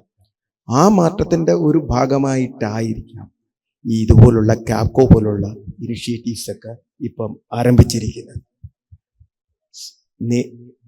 നേരത്തെ നമ്മുടെ ഈ ഉദ്ഘാടനം ചെയ്ത മന്ത്രി പറഞ്ഞതുപോലെ ഒരു ഫാർമറിന് അവരുടെ ഉൽപാദനത്തിന് ഒരു എങ്ങനെയാണോ ഒരു ബെറ്റർ പ്രൈസ് ഡിസ്കവറി മെക്കാനിസം ഉണ്ടാവേണ്ടത്, അതെങ്ങനെ കിട്ടും, അതെങ്ങനെ കിട്ടണം, അതെങ്ങനെ കൊടുക്കണം, അതെങ്ങനെ മുന്നോട്ട് പോകണം, അതാണ് നമ്മളുടെ ഉദ്ദേശം. അതാണ് കാപ്കോയുടെ ടോട്ടൽ ഈ അവരുടെ എല്ലാ ബ്രോഷേഴ്സും എല്ലാം ഞങ്ങൾ വായിച്ചപ്പോഴും ഞങ്ങൾക്ക് മനസ്സിലാകാൻ പറ്റുന്നത് കാപ്കോയിൽ കൂടെ ഒരു നമ്മുടെ കൃഷി ഉൽപാദകർക്ക് അല്ലെങ്കിൽ കർഷകർക്ക് എങ്ങനെ ഒരു ബെറ്റർ പ്രൈസ് ഡിസ്കവറി മെക്കാനിസം ത്തിലോട്ട് അഷുറൻസ് കൊടുക്കാൻ പറ്റും എന്നുള്ളതാണ്. ഈ അഗ്രി വാല്യൂ ചെയിനുകളെ കുറിച്ചിട്ടൊക്കെ ഇന്നത്തെ ടോട്ടൽ ഡിസ്കഷൻസ് അഗ്രി വാല്യൂ ചെയിനിനെ കുറിച്ചിട്ടായിരിക്കാം. അപ്പം തീർച്ചയായിട്ടും പക്ഷെ അഗ്രി വാല്യൂ ചെയിനിൻ്റെ അകത്തോട്ടുള്ള ഇൻഎഫിഷ്യൻസീസിനെ വേണം നമ്മൾ അഡ്രസ്സ് ചെയ്യേണ്ടത്. ആ ഇൻഎഫിഷ്യൻസീസിനുള്ള സൊല്യൂഷൻസ് എങ്ങനെ കൊടുക്കും എന്നുള്ളതിനെ കുറിച്ച് ഒരു കുറേയേറെ കാര്യങ്ങൾ കാപ്കോയുടെ ലേഖനങ്ങളിൽ പറയുന്നുണ്ട്. അതെല്ലാം അഡ്രസ്സ് ചെയ്താൽ തീർച്ചയായിട്ടും നമ്മുടെ കാർഷിക മേഖലയുടെ പുരോഗതിക്ക് തീർച്ചയായിട്ടും അത് ഉത്തമമാകും എന്നാണ് ഞങ്ങൾക്ക് മനസ്സിലാക്കാനുള്ളത്. രണ്ടാമതായിട്ട് കേര പ്രോജക്റ്റിനെ കുറിച്ചും കൂടെ പറഞ്ഞു. കേര പ്രോജക്റ്റിൻ്റെ അകത്തും കാപ്കോ എന്ന് പറയുന്ന സ്ഥാപനത്തിന് ഒരു വലിയൊരു റോളുണ്ട്. ആ ക്ലൈമറ്റ് റീസിലൻ്റ് അഗ്രികൾച്ചറിലോട്ടുള്ള ഫോക്കസ് തന്നെ ഇന്ന് ഭാരതത്തിൻ്റെ പല സംസ്ഥാനങ്ങളിലും ക്ലൈമറ്റ് റീസിലൻ്റ് അഗ്രികൾച്ചർ, കാലാവസ്ഥ വ്യതിയാനം കൊണ്ടുവരുന്ന കൃഷി രീതിയിലുള്ള മാറ്റങ്ങൾ എങ്ങനെ ഉൾപ്പെടുത്താമെന്നുള്ളതിനെ കുറിച്ച് പ്രോജക്ട്സുകൾ, പ്രോഗ്രാമുകൾ 2030 എങ്ങനെ നമുക്ക് മീറ്റ് ചെയ്യാമെന്നുള്ള ധാരണകളും വെച്ച് നടക്കുന്ന പല പ്രോഗ്രാംസും നടക്കുന്നുണ്ട്. അതുപോലെ കേരളത്തിൻ്റെ കേര പ്രോജക്റ്റ് വരികയാണ്. അതിലും കാപ്കോയ്ക്ക് ഒരു റോളുണ്ട് എന്ന് അറിഞ്ഞിരിക്കുന്നതിൽ വളരെ വളരെ സന്തോഷമാണ്. അഗ്രി വാല്യൂ ചെയിൻ എന്ന് പറഞ്ഞ അഗ്രി വാല്യൂ ചെയിനിൽ ഇപ്പം നമ്മൾ നോക്കുകയാണെങ്കിൽ ഈ അഗ്രി പ്രോഡക്റ്റ് വാല്യൂ ചെയിൻ്റെ അകത്ത് നോക്കുകയാണെങ്കിൽ നമ്മുടെ മുമ്പിൽ തന്നെ വളരെ സക്സസ്ഫുൾ ആയിട്ടുള്ള കർഷകർക്ക് അവർക്ക് ഏറ്റവും നല്ല രീതിയിൽ ഉൽപാദകർക്ക് പ്രൈസ് കിട്ടുന്ന പല മോഡലുകളുണ്ട്. ഒന്ന് നമ്മുടെ അമൂൽ പ്രോഡക്റ്റ് ഇന്ന് ലോകത്ത് ഇന്ന് അമേരിക്കയിൽ പോലും അമൂൽ പ്രോഡക്റ്റ് കൊണ്ട് എത്തിച്ചു കൊടുക്കുന്നുണ്ട്. സ്മോൾ മാർജിനൽ പ്രൊഡ്യൂസേഴ്സിൻ്റെ പാല് സംഭരിച്ച് കൊടുക്കുന്ന ഒരു മോഡലാണ്. അതിൻ്റെ അകത്തെ വാല്യൂ ചെയിൻ്റെ അകത്ത് അതിൻ്റെ അകത്തോട്ടുള്ള ആ ചെയിനിൻ്റെ അകത്തോട്ടുള്ള ഇൻഎഫിഷ്യൻസികളെ അഡ്രസ്സ് ചെയ്തുകൊണ്ട് മാത്രമാണ് അമൂൽ ഇന്ന് ലോകത്തെ ഏറ്റവും നമ്പർ 1 ബ്രാൻഡ് ആയിരിക്കുന്നത്. നമുക്ക് നമ്മുടെ നാട്ടിലറിയാം അമൂലുണ്ട്. പിന്നെ ധാരാളം അതുപോലുള്ള വാല്യൂ ചെയിൻ ഒരുപാട് എക്സാമ്പിൾസ് ഉണ്ട്. കേരളത്തിലും അതുപോലുള്ള വാല്യൂ ചെയിൻ പ്രോഡക്റ്റുകൾ അതുപോലൊരു നല്ലൊരു വാല്യൂ ചെയിൻ സിസ്റ്റത്തിലോട്ട് കൊണ്ടുവന്നാൽ തീർച്ചയായിട്ടും നമുക്ക് അമൂൽ പോലുള്ള പല കാര്യം കേരളത്തിന് പ്ലസ് പോയിന്റ്സ് ഒരുപാടുണ്ട്. നമ്മുടെ കൃഷി ബേസിക്കലി ഒരു ക്യാഷ് ക്രോപ്പ് ഫോക്കസ്ഡ് കൃഷിയാണ്, ക്രോപ്പ് ഫോക്കസിനെ കാട്ടി കൂടുതൽ. അപ്പം തീർച്ചയായിട്ടും നമുക്കും ഒരു എഫക്റ്റീവ് എഫിഷ്യൻറ്റ് വാല്യൂ ചെയിൻ ഇവിടെ ഉണ്ടാക്കുവാനുള്ള എല്ലാ മേഖലകളും പറ്റും. കാപ്കോ അതിനൊരു ടോട്ടലി ഒരു PPP ഇനിഷ്യേറ്റീവായിട്ട് തുടങ്ങി നല്ല രീതിയിൽ അത് മുന്നോട്ട് കൊണ്ടുപോകും എന്നാണ് നമ്മളുടെ വിശ്വാസം. നമ്മൾ എന്തൊക്കെ ചെയ്താലും ഒരു ടോട്ടൽ ഇൻക്ലൂഷൻ, അതിൻ്റെ അകത്തുള്ള സ്റ്റേക്ക് ഹോൾഡേഴ്സിൻ്റെ ഒരു ടോട്ടൽ ഇൻക്ലൂഷനാണ് നമ്മളത് ടാർഗറ്റ് ചെയ്യണം. അങ്ങനെ ടാർഗറ്റ് ചെയ്തു പോയാൽ തീർച്ചയായിട്ടും അത് അച്ചീവ് ചെയ്യും. ഞങ്ങൾ നബാർഡ് ദേശീയ കാർഷിക ഗ്രാമീണ വികസന ബാങ്കാണ്. 1982 എസ്റ്റാബ്ലിഷ് ചെയ്ത ബാങ്കാണ്. ഗ്രാമീണ പുരോഗതി credit and related services, rural prosperity through credit and related services എന്ന് മിഷനോടുകൂടി സ്ഥാപിച്ച സ്ഥാപനമാണ്. ഇന്ന് സാമ്പത്തികമായിട്ട് ഒരു 10 ലക്ഷം കോടി രൂപ ബാലൻസ് ഷീറ്റ് സൈസുള്ള ഒരു സ്ഥാപനമാണ്. അപ്പം ഞങ്ങളുടെ കഴിഞ്ഞ 40 കൊല്ലമായിട്ട് വിവിധ രീതിയിൽ ഈ അഗ്രി വാല്യൂ ചെയിൻ കാര്യം, അഗ്രി വാല്യൂ ചെയിനിൽ കൂടെയാണ് നമ്മുടെ ഉൽപ്പാദകർക്ക് നല്ല പ്രൈസ് കിട്ടാനുള്ള സാഹചര്യം ഉണ്ടാകുക എന്നുള്ള അർത്ഥത്തിൽ ഞങ്ങൾ കഴിഞ്ഞ 40 കൊല്ലമായിട്ട് ചെയ്ത പല പ്രവർത്തികളുണ്ട്, പല രീതികളിലുണ്ട്. ഞങ്ങൾ പല സ്കീംസുകൾ കൊണ്ടുവന്നിട്ടുണ്ട്. ഞങ്ങൾ അതിൻ്റെ സക്സസ്ഫുള്ളായിട്ട് ഇംപ്ലിമെൻ്റ് ചെയ്തിട്ടുണ്ട്. ഈ കേരളം പോലുള്ളിടത്ത് തന്നെ പലതും ഞങ്ങൾക്ക് ചെയ്യുവാൻ സാധിച്ചിട്ടുണ്ട്. ഞങ്ങൾ തന്നെ ഡെഡിക്കേറ്റഡ് ആയിട്ട് വാല്യൂ ചെയിനെ ഞങ്ങൾ പിന്നെയും ബൈഫർക്കേറ്റ് ചെയ്തിട്ട് വാല്യൂ ചെയിനിൻ്റെ വിവിധ ഘടകങ്ങളെ എടുത്തുകൊണ്ട് ആ ഘടകങ്ങൾക്ക് വേണ്ടിയിട്ടുള്ളതും അല്ലാത്തതും ഇൻ്റഗ്രേറ്റഡ് ആയിട്ടുള്ള റിക്വയർമെൻറ്റ്സിനുമായിട്ടുള്ള പല സ്കീമുകളും ഞങ്ങൾ പ്രാവർത്തികമാക്കിക്കൊണ്ടിരിക്കുന്നുണ്ട്. ബേസിക്കലി ഞങ്ങൾ ക്രെഡിറ്റ് ഫോക്കസ്ഡ് ഡെവലപ്മെൻ്റൽ ആസ്പെക്ട്സുമായിട്ടുള്ള കാര്യങ്ങൾ ഞങ്ങൾ ചെയ്തിട്ടുണ്ട്. ഞങ്ങൾ പല പ്രോഡക്ട്സ് ഏറ്റവും പ്രധാനപ്പെട്ട ഒന്ന് ഞങ്ങൾ ഒരു ഫുഡ് പ്രോസസ്സിംഗ് ഫണ്ട് എന്ന് പറഞ്ഞ് തന്നെ ഞങ്ങൾ എസ്റ്റാബ്ലിഷ് ചെയ്തിട്ടുണ്ട്. ഈ ഇന്ത്യയിൽ ഇന്ന് ഫുഡ് പ്രോസസ്സിംഗ് ഫണ്ടിൽ ഏകദേശം 14 മെഗാ ഫുഡ് പാർക്കിന്റെ ഫെസിലിറ്റേഷൻ നടത്തിയിട്ടുണ്ട്. ഇന്ന് കേരളത്തിലുള്ള വാളയാറിലുള്ള കിൻഫ്രയുടെ ഒരു ഫുഡ് പാർക്കുണ്ട്. ആ ഫുഡ് പാർക്കിനുള്ള ഫിനാൻഷ്യൽ ഫെസിലിറ്റേഷൻ ഉൾപ്പെടെ ഫുഡ് പ്രോസസ്സിംഗ് ഫണ്ടിൽ നിന്ന് ഞങ്ങൾ മെഗാ ഫുഡ് പാർക്സിന്, പിന്നെ അതുപോലെ തന്നെ അഗ്രോ പ്രോസസ്സിംഗ് ക്ലസ്റ്റേഴ്സിന് തുടങ്ങി ഞങ്ങൾ പല സ്കീമുകൾ ഇപ്പം ഈ അടുത്ത സമയത്ത് തന്നെ ഞങ്ങൾ ഒരു ഫുഡ് പ്രോസസ്സിംഗ് ഈ സെക്ടറൽ ഇംപ്രൂവ്മെന്റ് എന്ന് പറഞ്ഞ് തന്നെ ഞങ്ങൾക്കൊരു ഫിഷറീസ് ഇൻഫ്രാസ്ട്രക്ചർ ഡെവലപ്മെന്റ് ഫണ്ട് ഉണ്ടായിരുന്നു. ആർത്തുങ്കൽ ഹാർബറും അതിൻ്റെ അവിടെയുള്ള ഫിഷ് പ്രോസസ്സിംഗ് ഫെസിലിറ്റീസ് കൂടെ ഡെവലപ്പ് ചെയ്ത് അടുത്ത സ്റ്റെപ്പിലോട്ട് കൊണ്ടുപോകാനുള്ള ഒരു പ്രോജക്റ്റ് സാങ്ഷൻ ചെയ്തിട്ടുണ്ട്. അതുപോലെ തന്നെ കേരളത്തിൻ്റെ അഭിമാനപൂർവമായ വിഴിഞ്ഞം ഇന്റർനാഷണൽ സീപോർട്ട് ലിമിറ്റഡിന് അവാർഡ് ഞങ്ങളത് കണ്ടത്, ബാക്കി എല്ലാ എക്കോണമിക് ആക്ടിവിറ്റീസ് തീർച്ചയായിട്ടും കേരളത്തിൽ വരും, പക്ഷെ ഞങ്ങളത് കണ്ടത് ഇവിടുത്തെ ഗ്രാമീണ മേഖലയുടെ വികസനത്തിന് ഏറ്റവും ഉതകമായ പല കാര്യങ്ങളും ചെയ്യുവാനും ഇവിടുത്തെ അഗ്രോ പ്രോസസ്സിംഗ് ഇൻഡസ്ട്രീസിന് ഒരു അടുത്ത സ്റ്റെപ്പിലോട്ട് പോകുവാനും സാധ്യതയുള്ള ഒരു ഇൻവോൾവ്മെന്റ് എന്നുള്ള നിലയിലാണ് ഞങ്ങൾ VISL അതിനോട്ട് ഞങ്ങൾ വിഴിഞ്ഞം പ്രോജക്റ്റിലോട്ട്, വിഴിഞ്ഞം നമ്മുടെ ഫിഷിംഗ് ഹാർബർ പ്രോജക്റ്റിലോട്ട് പാർട്ട്ണർ ആയിട്ടുള്ളത്. ഞങ്ങൾ അങ്ങനെ ഡെഡിക്കേറ്റഡ് ആയിട്ട് ടോട്ടൽ ലൈനിൻ്റെ അകത്തോട്ട് വിട്ടിട്ടുള്ള പല കാര്യങ്ങളും ഇത് ചെയ്തിട്ടുണ്ട്. ഏറ്റവും കൂടുതൽ FPO ഫെസിലിറ്റേഷൻ, FPOയ്ക്ക് വേണ്ടി ഇന്ന് തന്നെ ഞങ്ങൾ ഏകദേശം 1000-ൽ പരം കോടി രൂപ ഞങ്ങളുടെ ഡെവലപ്മെന്റൽ ആസ്പെക്ട്സിന് വേണ്ടി കൊടുത്തു. ഈ കേരളത്തിൽ തന്നെ ഏകദേശം ഞങ്ങൾ കാൽക്കുലേറ്റ് ചെയ്ത് നോക്കി 100ഓളം കോടി രൂപ ഞങ്ങൾ FPO ഫെസിലിറ്റേഷന് വേണ്ടി കൊടുത്തു. കാര്യം FPO എന്ന് പറഞ്ഞാൽ ഞങ്ങളുടെ ഉദ്ദേശം അത് ഈ കാർഷിക മേഖലയിലുള്ള ഫാർമേഴ്സിന് അവർക്കൊരു ബിസിനസ് മോഡൽ കൊണ്ടുവരാനും അവർക്കൊരു പ്രൈസ് ഡിസ്കവറി മെക്കാനിസം കൊടുക്കാനും വേണ്ടിയിട്ടാണ്. അപ്പോൾ FPO ഇതുപോലുള്ള പല കാര്യങ്ങളും ഞങ്ങൾ ചെയ്തിട്ടുണ്ട്. ഞങ്ങളിപ്പം ഈ അഗ്രി വാല്യൂ ചെയിൻ്റെ ഡിജിറ്റൈസേഷന് വേണ്ടിയിട്ട് ഞങ്ങൾ 4 സംസ്ഥാനങ്ങളിൽ അഗ്രി വാല്യൂ ചെയിൻ ഡിജിറ്റൈസേഷന് വേണ്ടി 4 സംസ്ഥാനങ്ങളിൽ ഞങ്ങളിപ്പം ഒരു പൈലറ്റുകൾ നടത്തിക്കൊണ്ടിരിക്കുകയാണ്. 4 പ്രോഡക്റ്റ് എടുത്തിട്ട് ടൊമാറ്റോ, ഓണിയൻ, പൊട്ടറ്റോ മുതൽ അതുപോലുള്ള 4 വേറൊരു പ്രോഡക്റ്റും കൂടി എടുത്തിട്ട് ആ അഗ്രി വാല്യൂ ചെയിനെ ഡിജിറ്റൈസ് ചെയ്ത് അതിൻ്റെ സ്റ്റേക്ക് ഹോൾഡേഴ്സിന് എന്ത് പ്രയോജനം വരുത്താനുള്ളത് കൊണ്ടാണ്.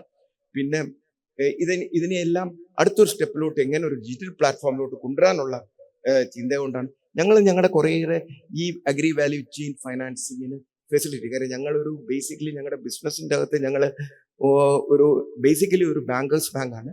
ബട്ട് സ്റ്റിൽ ഞങ്ങൾ ഡെഡിക്കേറ്റഡ് സബ്സിഡറീസിനെ ഈ മേഖലയിലോട്ട് ഫെസിലിറ്റേറ്റ് ചെയ്യാൻ വേണ്ടി എടുത്തിട്ടുണ്ട്. Agri value chain, agri startups, FPOസിനൊക്കെ വേണ്ടി നാപ്കിസാൻ എന്ന് പറഞ്ഞൊരു ഏജൻസിയെ ഞങ്ങൾ ചെയ്തിട്ടുണ്ട് ഫോർ എ മോർ. പിന്നെ ഈ മേഖലയിൽ എടുക്കുന്നവർക്ക് ലോണിന് കൊലാട്രൽ കൊടുക്കാൻ FPOയുടെ മേഖലയിൽ ലോൺ കൊലാട്രൽ കിട്ടാൻ ഒരു CGMTC പോലൊരു സംവിധാനമില്ല. അതിന് പാരലായിട്ട് ഞങ്ങൾ ഒരു നാപ് സംരക്ഷൺ ഗ്യാരണ്ടി സ്കീം എന്ന് പറഞ്ഞ് ഗവൺമെന്റ് ഓഫ് ഇന്ത്യയും നബാർഡും കൂടെ സെറ്റപ്പ് ചെയ്തിട്ടുണ്ട്.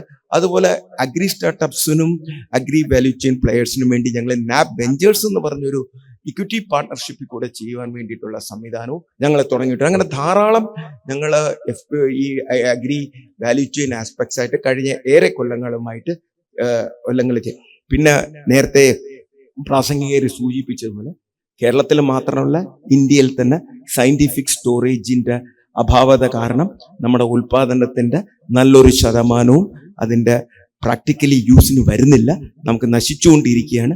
സയന്റിഫിക് സ്റ്റോറേജ് ഇന്ത്യയിൽ ഡെവലപ്പ് ചെയ്യാൻ വേണ്ടിയിട്ടുള്ള ഏജൻസിയാണ് warehouse development regulatory authority.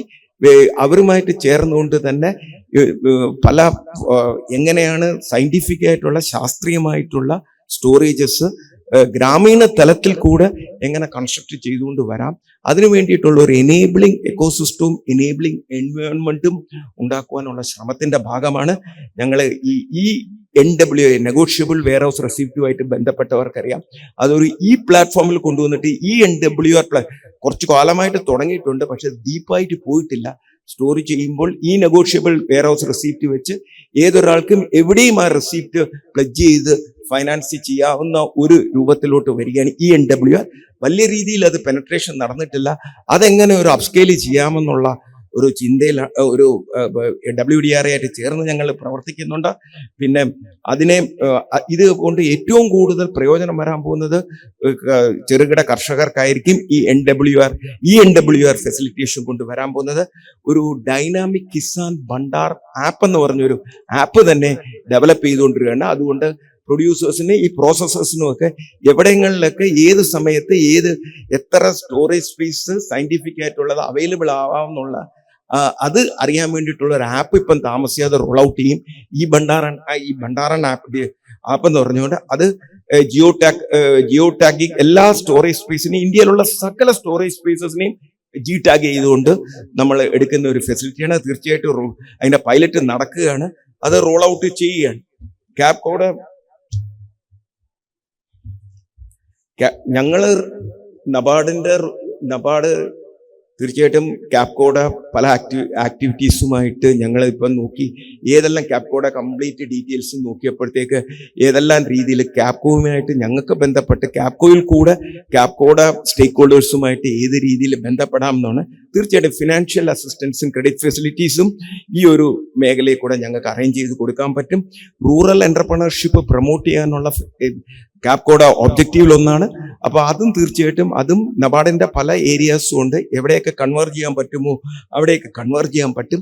Market access and export promotion ഞങ്ങളായിട്ട് 2-3 സ്റ്റേറ്റിൽ അപ്പേഡയുമായിട്ടൊക്കെ ചേർന്ന് agri export promotion centres.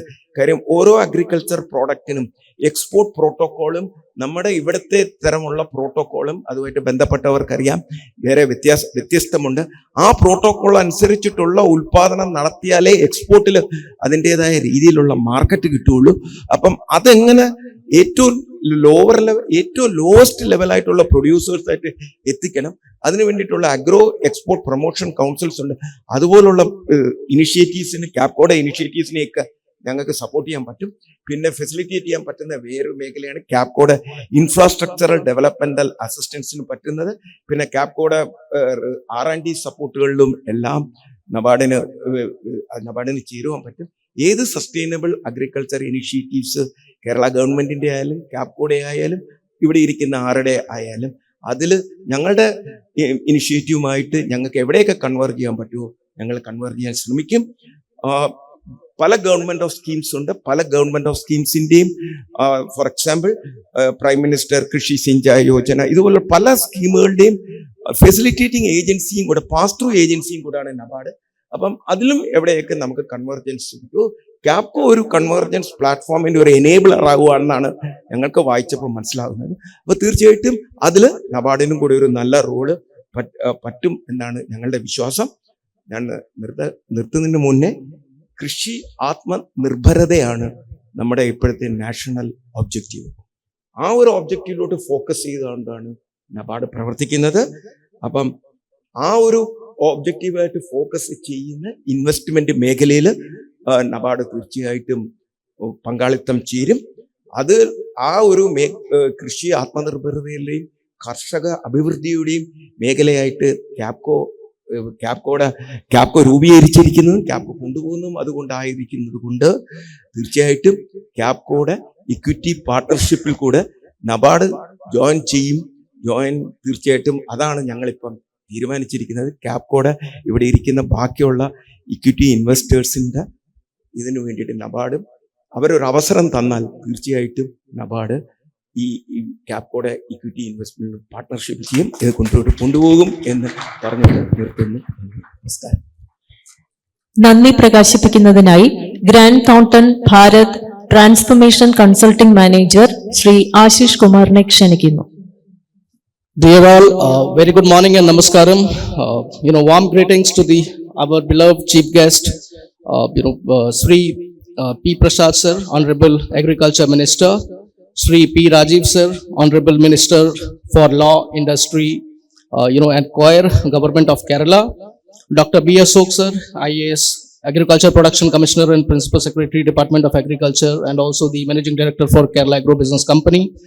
Sri Saju K. Surendran sir, IAS, AMD Capco and MD Kerafed, Dr. Adila Abdullah ma'am, IAS, Director, Department of Agriculture, Government of Kerala, Sri Baiju and Kurup sir, CGM NABARD, Sri Shunul Kumar sir, who is the lead farmer and also Director of Wayanad Hills Farmer Producer Company, Professor V. Padmanand, Social Sector Leader and Partner Grant Thornton Bharat. We also thank eminent panelists, esteemed stakeholders, representatives from Department of Agriculture, government, lead farmers, farmer collectives, farmer producer organizations. A special thank you to the Qatar Business Forum, Kerala Business Forum representatives, Kimi sir, for flying all the way from Qatar last night. A special thank you to Vijay Kumar Vattadi sir, for flying from Netherlands, Dr. Arvind. We give a special thank to the banking partner State Bank of India for sponsoring this event. So they are the exclusive sponsor for this particular event, and that is why today's this event has been possible. So throughout today's program, we have an exciting lineup of speakers, chairpersons, various experts, industry leaders, panel speakers, etc., designed to engage, inspire, and learn new things together. So we encourage you to participate, ask questions the way you want to, interact with the speakers and industry leaders during the breaks, and enjoy the experience of this particular summit. Thank you.